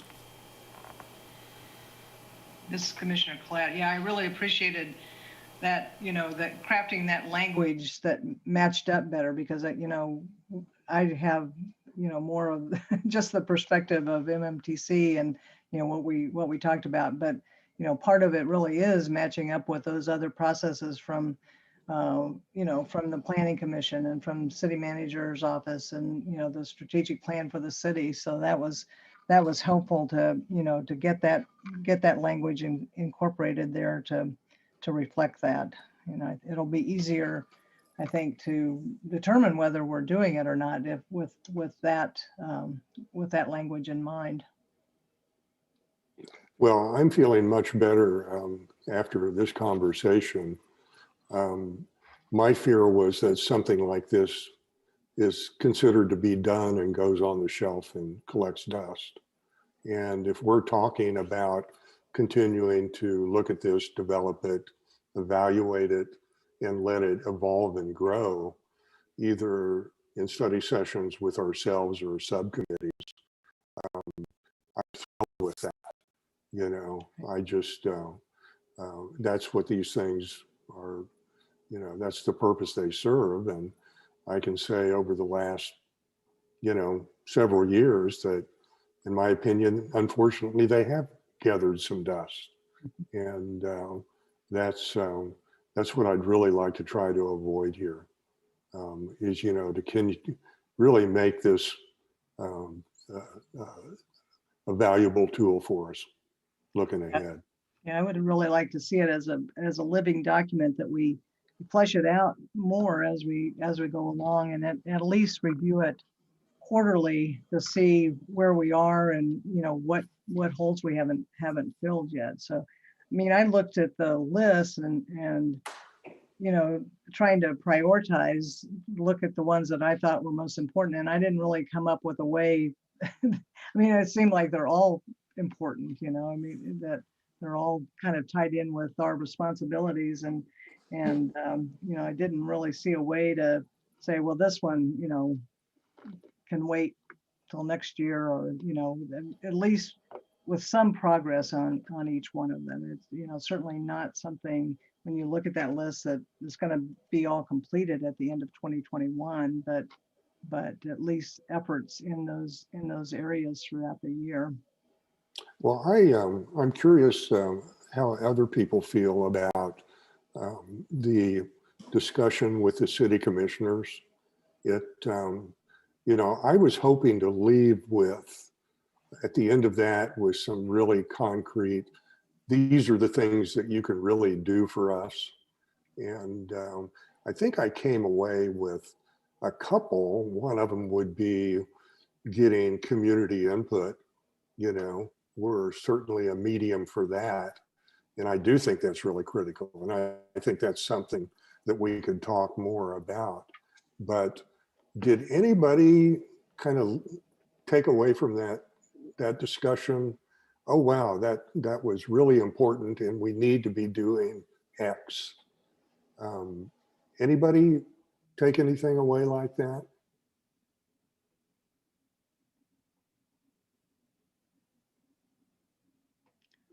I guess what I took away, this is Commissioner Clint, what I took away from the comments was that they're really happy with what they're getting, and that they're you know, reviewing or watching our meeting, and you know, getting the minutes, and have been happy with the, you know, level of work that they're getting from this commission. But you know, that's I don't know if that's, you know, if there are some other things that might be more useful to them. Well, I was happy to hear that. I think that that's kind of a high level discussion, or a high level comment. Right. Maybe that's it. You know, maybe that's just, you know, we're the format for getting community input and formulating that into opinions and approvals. And I'm fine with that. I just, I'm curious if I'm missing something here. And maybe I'm not.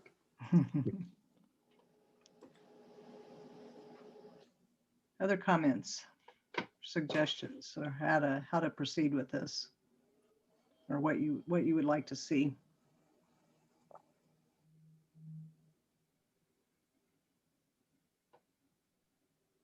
Kuzmyak, MMTC. It may not be a bad idea to at least test out the idea of forming a small committee to tackle one of these and just see what it might take. Say for example, for making transportation a part of the unique identity for Lawrence. You know, for the first objective is review peer communities, for example, of strategies used to develop a stronger transportation identity. That sounds like work that we could do. That sounds like work that staff could do that there probably isn't extra bandwidth for.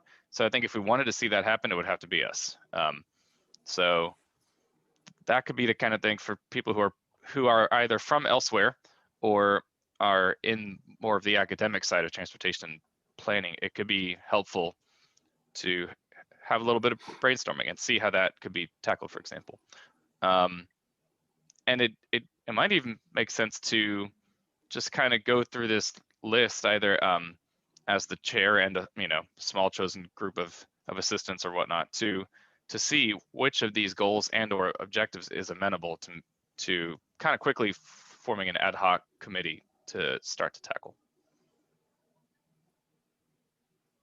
Sometimes instead of taking off a big bite, you just got to bite something and just keep going. I like that idea, and I like the one that you suggested as kind of something that's manageable, something that we could actually do, and the timing in terms of supporting the strategic plan implementation. I think if we're getting that information from the city as far as the key indicators there, and that could kind of fold together to for a small group to bring back to the full commission with some ideas. Yeah. Nick Kuzmyak, MMTC. I would also suggest, and if I don't know if this is possible with our bylaws and KOMA and all that, but I think we've talked in the past about having some sort of committee that was composed of both a few members of MMTC and some other boards, such as Sustainability Advisory Board, to kind of tackle issues that are unique or that are shared between both groups. I wonder if there are any opportunities to bring in members of the public who are particularly interested on one or two very distinct topics to kind of bolster our effort, right? It's a lot to ask of members to constantly work on multiple committees, but if there's a member of the public who's really interested in say bike lanes, then perhaps that member could be helpful to add some extra horsepower and help us do all this extra research to prevent burnout from MMTC commissioners. So for example, Mr. Allman's on the call right now. Michael, I'm sure you do a decent amount of looking and research and reading like I do into what other cities are doing for their transportation, for their planning, safety, all sorts of stuff. So, I mean, there's an opportunity right there, for example. So maybe the first step would be to at least make those decisions on which of these goals are amenable to making a group. From there, maybe prioritizing just one idea first, could be just a coin toss if there's a whole bunch of good choices. And then from there, seeing, is there an opportunity for a citizen or two to get involved? Commissioner Klatt, that's a great idea. David, are there any limitations in terms of a working group with the commission to add members who are not on the commission? Dave Cronen, city engineer. We'll have to give that a little more thought. I wouldn't see any limitations on having members from different bodies on a committee or subcommittee. I don't know how to tie that into the public and who gets to choose from the public who's on a committee, more importantly. So I think that would present a challenge. I know there's been steering committees and subcommittees formed for different reasons that have included members of the public that have been formed by the city commission. So I guess I can't give you I would say tonight it depend on the topic, I guess, but I would probably lean towards that would be probably pretty difficult to do, to include members of the public. I think they can. I mean, we want to include members of the public with discussion topics and get public input. But as far as them being an active member on a subcommittee or committee of board members would present a challenge, in my opinion. Lauren, did you have a comment? Yeah, this is Lauren Freeman, Commissioner. I wonder if we could, instead of just kind of randomly saying someone from the public, maybe designating some community organizations that are related to the subject matter and asking for a representative. So like, I believe Michael is part of the Sustainability Action Network, I think is what it's called. So like we could just ask the organization for representative that way so that it's a little bit more tailored, but that's just a thought. Well, this is Commissioner Evans. Pat, didn't we, I can't pinpoint it on your matrix, but didn't we talk about a discussion to enhance, improve, expand on the ability for the community to get engaged with us in different ways that honestly may not be part of KOMA at the time, but maybe, you know, we could you know, go through the proper channels to get the correct approvals for it. So I think, I know if Charlie were here, Charlie's been, you know, talking a lot for a long time about community input. And we talked about the 3-minute rule. We talked about, you know, this whole idea of committees and the committee approach to projects, actual projects, and finding solutions that happen a whole lot quicker and with more consensus than it has in the past. So I think all those things should be discussed. And I think that's something we could really help a lot of advisory boards and the city commission with in terms of community input. Yeah, in answer to your question, Steve, the first goal there with the objectives, it's, you know, the community engagement for each plan, program, and process. So, and that, you know, I think that the idea of that is the, you know, the way in which that we will engage the community and having an intentional approach for each of those. So, but it seems like, you know, at the very least, you know, subcommittee to work on a particular issue as a way to move forward. There may be some, you know, some additional details that we have to work out in terms of what that membership would be. But I guess one of the things that I might suggest, you know, kind of related to Nick's comment was, you know, is to, you know, for the next meeting, come back with, you know, look at this list again and, you know, not necessarily prioritize which goal is the most important to do, but which one you would see as a good starting point for a subcommittee to work on, you know, to, you know, get 1 or 2 of those that you would like to see tackled first. And then we can, and then I think with the presentation from the city on the strategic plan, and then plus, you know, a little more research on composition of subcommittees, then we could move forward with that approach. You know, Honestly, I think either of the two, the community identity that Nick brought up, and then the community participation would, in my mind, be candidates for what you're talking about.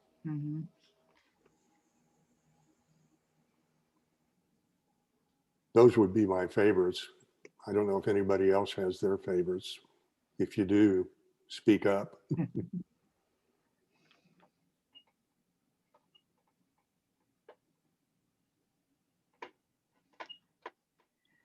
Other thoughts?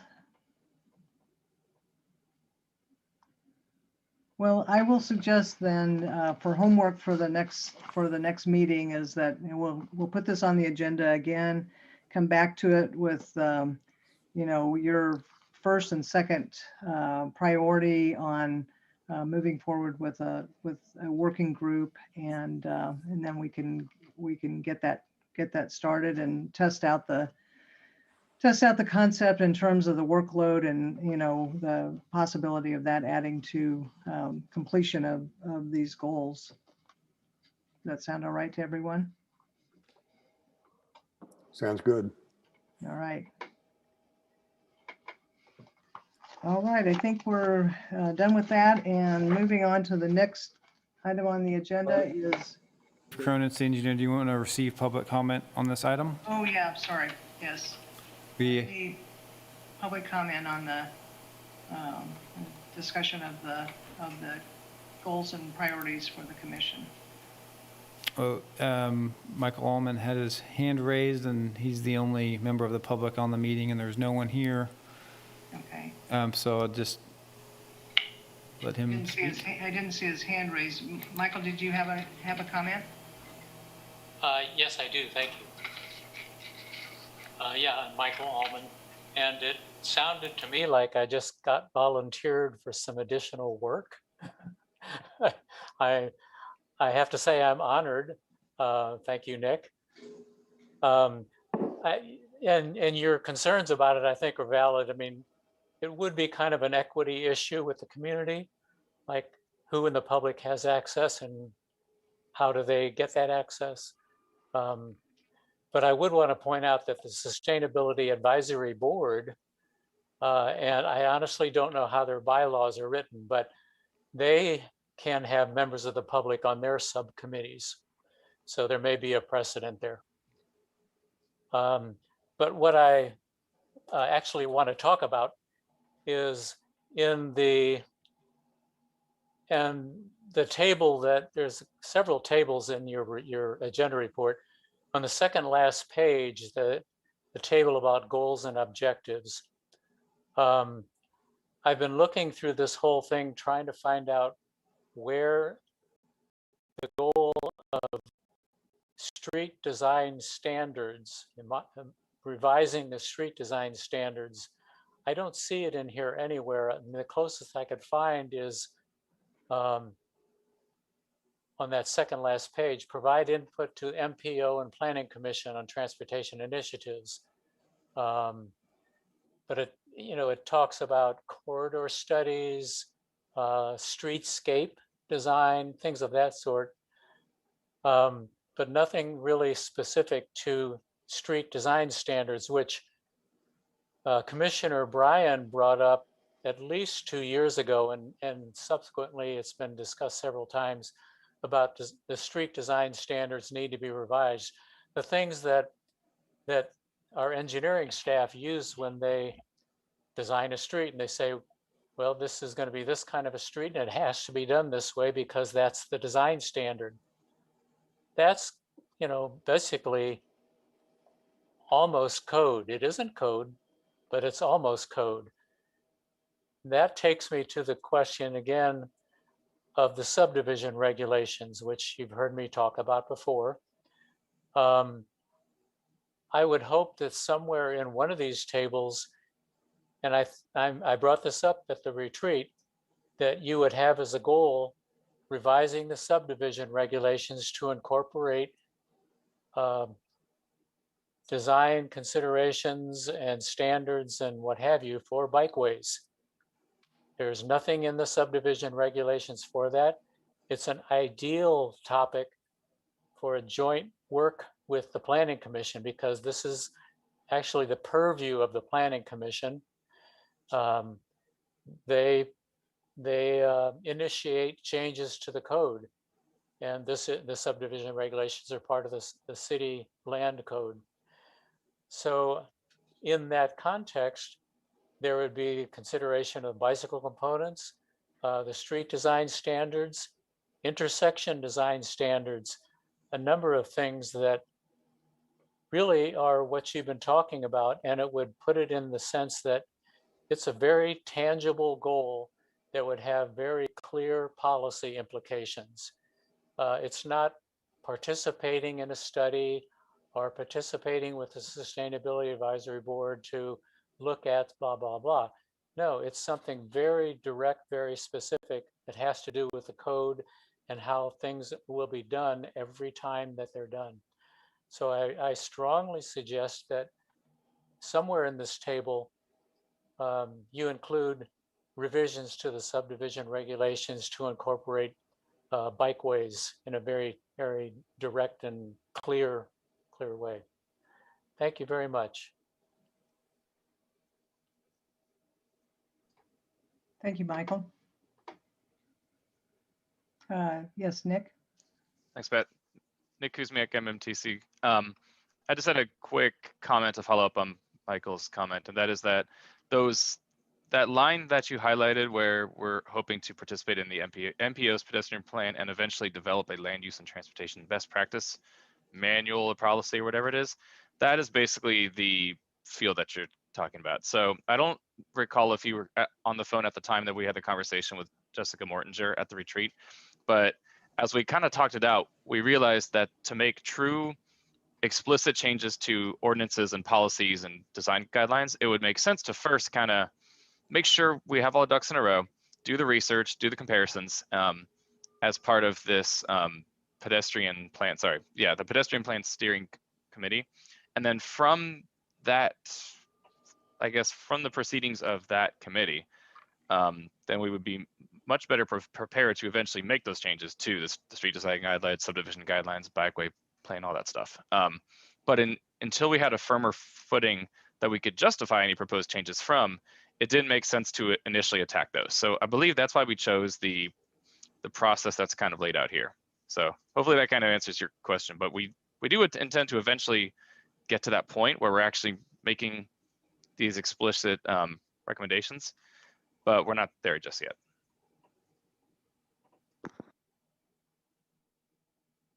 This is Commissioner Collette.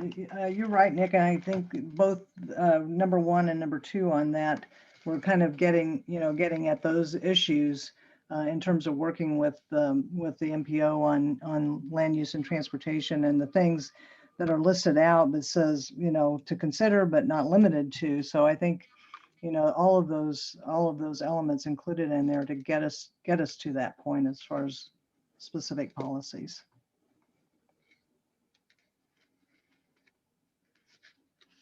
All right, thank you. I think we are ready to move on to the next item on the agenda, which is presentation on Open Meetings Act, KOMA.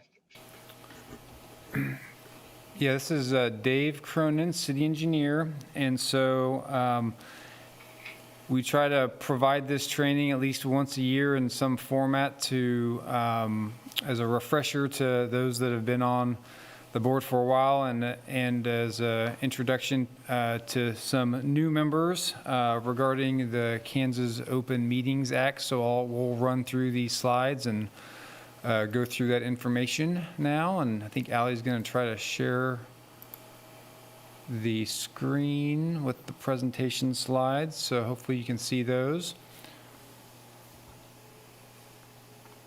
So the open meetings principle is that the open meetings is based on the belief that people have a right to know about the public business, and information is essential to the effective functioning of our democratic process. And there's the Kansas statute that discusses the purpose of the Kansas Open Meetings Act in recognition of the fact that a representative government is dependent upon an informed electorate. It is declared to be the policy of the state that meetings for the conduct of governmental affairs and the transaction of governmental business be open to the public.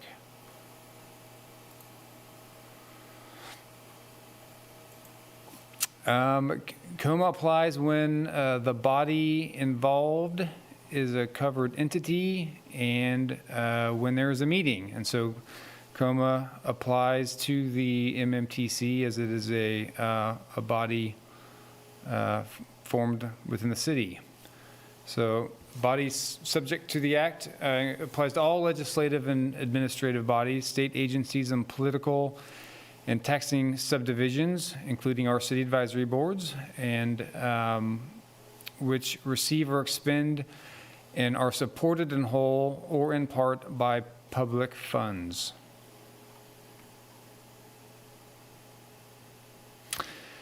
So meeting requirements. So 3 conditions must be met for a meeting to occur.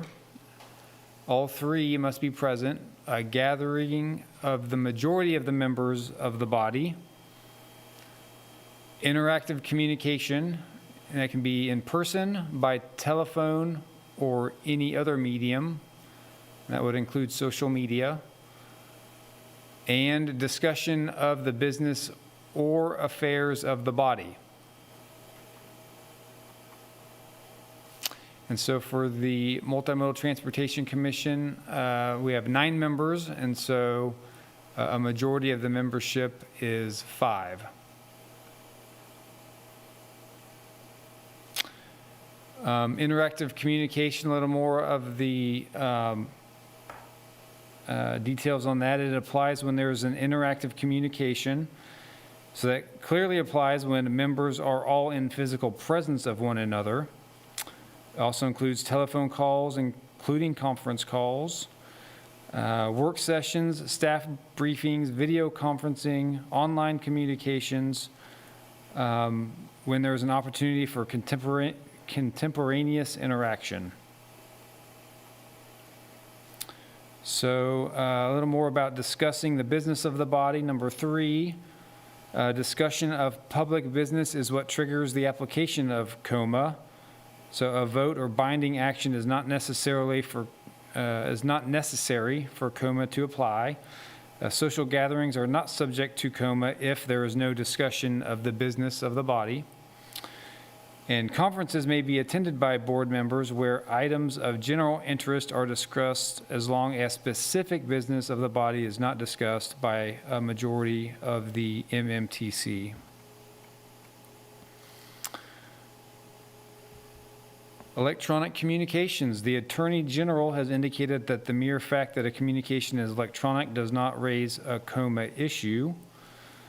If a majority of the body uses an electronic communication to engage in interactive discussions, such contact may raise a KOMA issue. A single email sent to other members would likely not be considered a violation, but participation in an online chat room or instant messaging may be considered a violation of KOMA because of its interactive nature. Electronic communications. So a note here, simultaneous Facebook posts by board members concerning the business of the body can constitute a meeting under KOMA.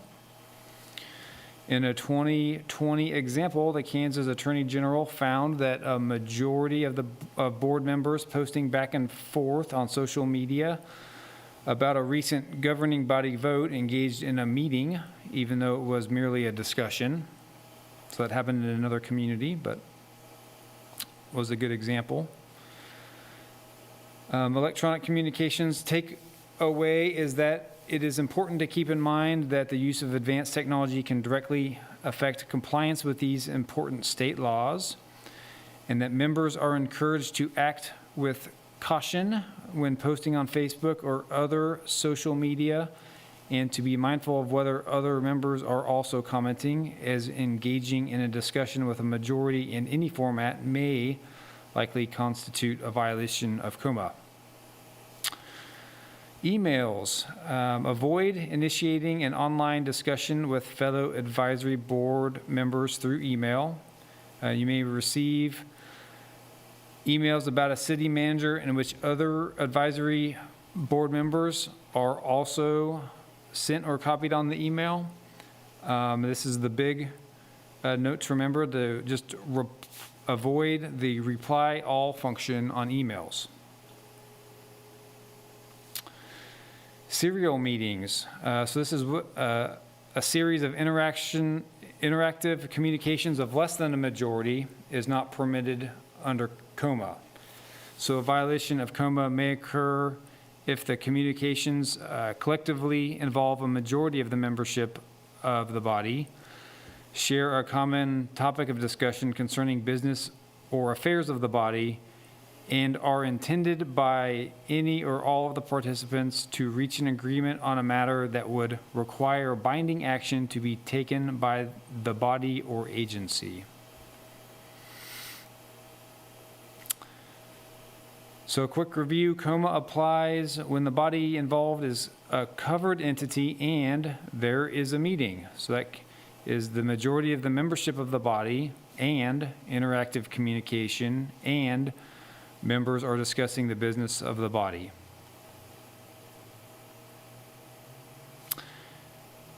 So KOMA requires that all meetings of entities covered by KOMA must be open to the public and proper notice must be given. So meetings open to the public, meetings must be held in places accessible to the general public, and meetings must be conducted so that the public may observe or listen to the proceedings. So a little bit about notice of meetings. Notice of the date, time, and place of any regular or special meeting must be given to the person requesting such notice. KOMA does not require notice to be given within any particular time frame. Notice must first be requested before a body is required to provide it.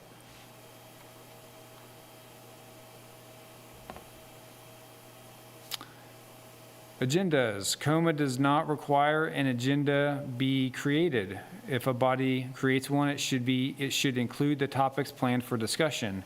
Agendas can be amended. If agendas exist, copies must be available to those who request them. So executive sessions.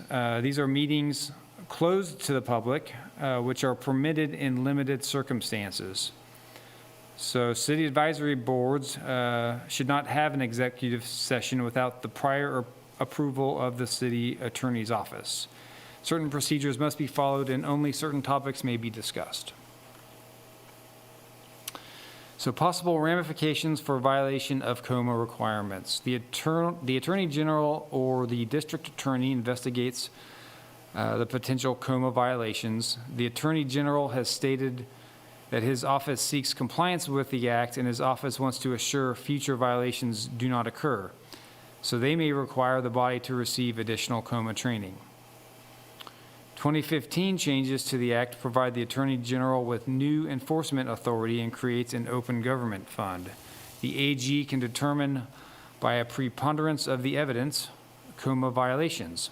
If violations are found, the AG can enter into a consent order with public agencies and may apply to district court to enforce a consent order.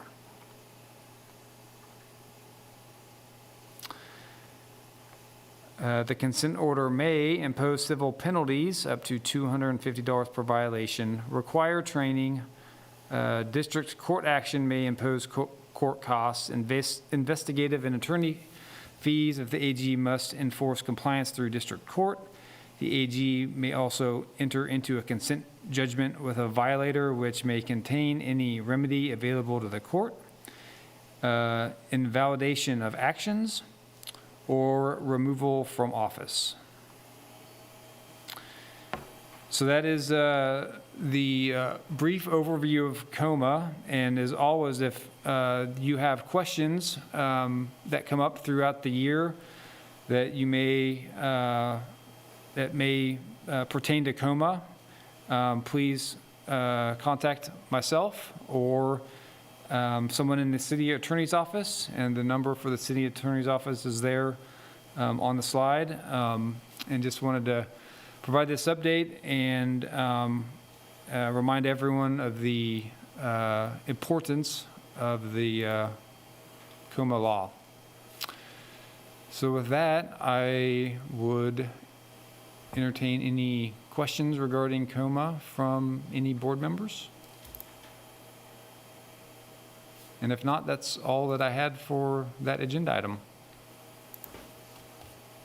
This is Commissioner Klatt. Thank you, David. Appreciate that review. Let's move on to the next item on the agenda, staff items, the NTMP update. This is Dustin Smith, Senior Project Engineer with MSO. Our neighborhood traffic management program update. We're kind of in the heat of the multi-pronged approach rollout right now. Our public outreach and education campaign launched on January 25th. Hopefully you're seeing some of the yard signs and posters around. We're getting ready to do another social media push this week to kind of re-elevate that campaign. The other kind of highly visible part of the program that's in progress right now is the speed limit sign installation for the streets that change speed limit from 30 to 25 miles per hour. Generally working across town west to east. I think this week they're kind of in the area between the KU campus and downtown into East Lawrence, and then we'll finish out on kind of the southeast corner of town. We've also started our data collection effort to collect we selected 16 locations across town that were considered kind of representative streets for those neighborhoods, and collected data before the signs were installed. And then were delayed a little bit by weather the last couple weeks, but are back in full swing collecting data before signs are installed, and a few locations have been collected after the signs were installed. The enforcement effort has also begun. Again, was delayed a little bit by the weather. We didn't want to try doing enforcement when there was ice and snow on the streets. So they've made over 50 contacts and on the streets where the speed limit has been reduced already. And again, the initial enforcement effort is focusing on the education, and we have educational brochures for the officers to give to the drivers that, inform them the speed limit's changed and give additional details about the program in general.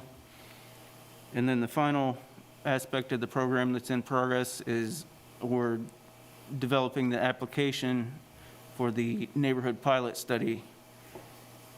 The application will be available in a few weeks, and then we'll apply our comprehensive approach to one neighborhood this year, and again, collect before data to identify locations for possible temporary traffic calming installations, and then collect the after data to evaluate how effective those temporary installations were, to then prioritize funding for possible permanent installations in the future.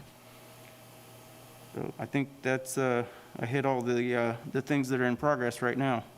And we're in the, like I said, this is what we've been building for a long time. We've got multiple things all in progress right now.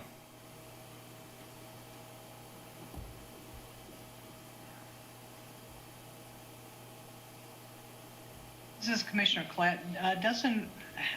How is the distribution of the yard signs going? Is that going according to plan? Do you have the majority of those distributed, or is there still more need for efforts in that respect?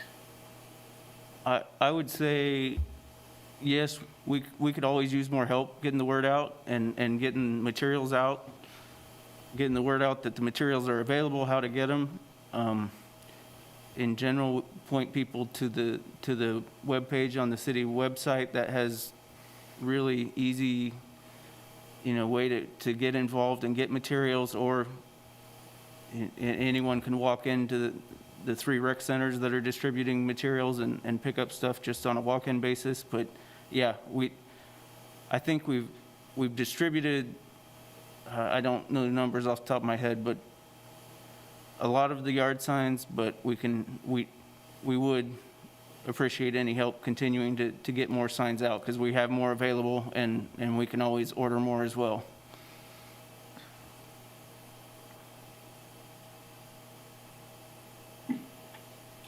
This is Commissioner Klett. Just as a side note, I had someone request some signs for their street off from Congressional, and I took some over, and she said, the neighborhood was thrilled to get those, that they, felt like they've had some problems with speeding in their neighborhood, and they really appreciated having those signs.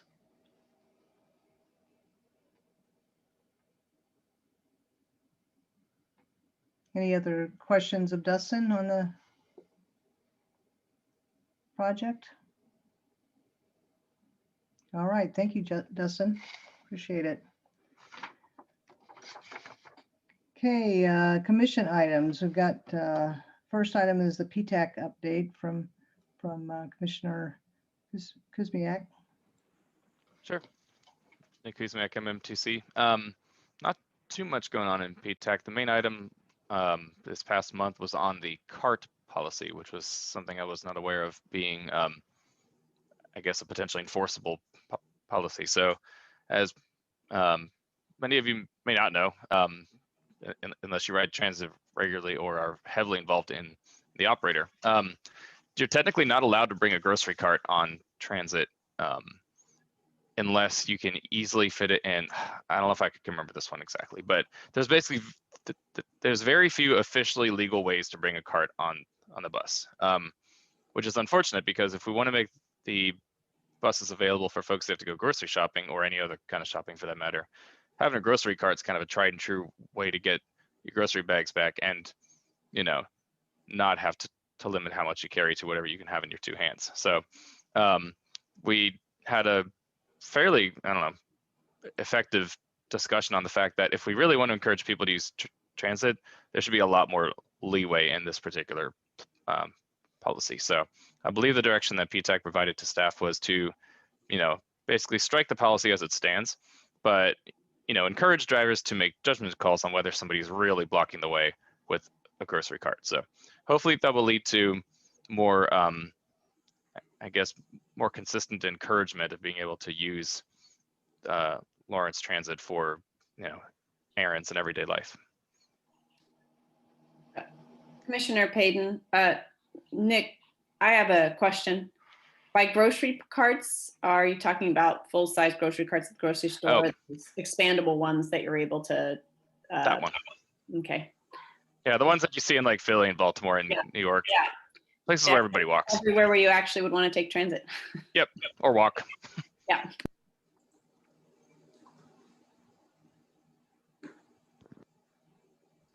Other questions? What about other items from commissioners that you would like to bring up?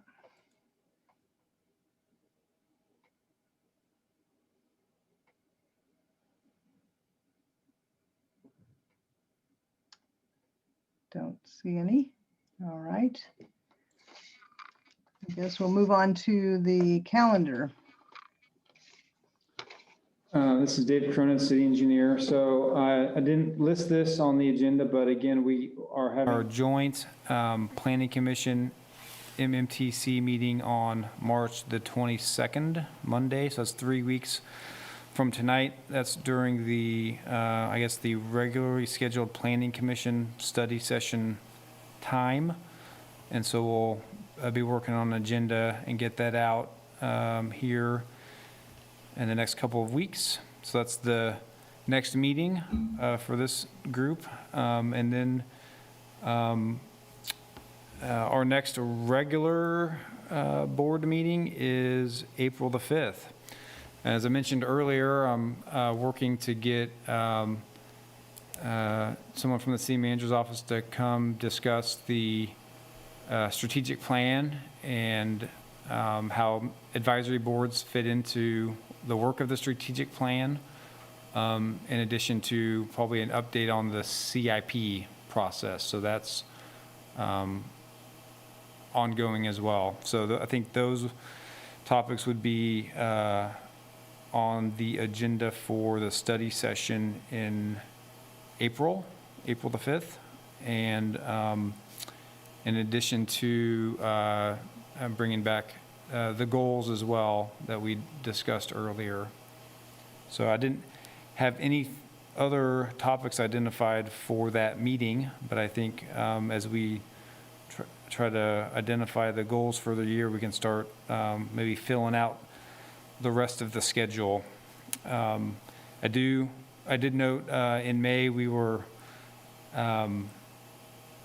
tentatively planning on bringing the 2022 to 2026 bike ped funding plan for your review. And so that's out there as well. And then I think here in the next couple of months, we'll be bringing a recommendation for the neighborhood traffic management program funding plan for the year 2021. So all of the work that is still ongoing right now is being done with the 2019 and 2020 program funds, and we have funds to spend this year. So we'll be working on providing a plan recommendation for those here in the upcoming months. So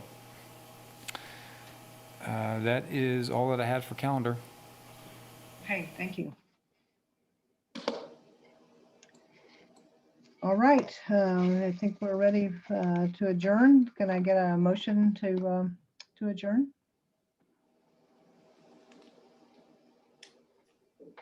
I'll move for adjournment. Commissioner Evans. A second, please.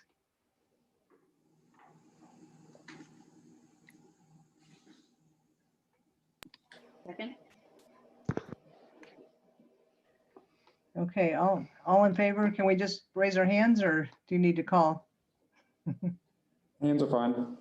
Yeah. All right. The meeting is adjourned. Thank you, everyone. Thank you.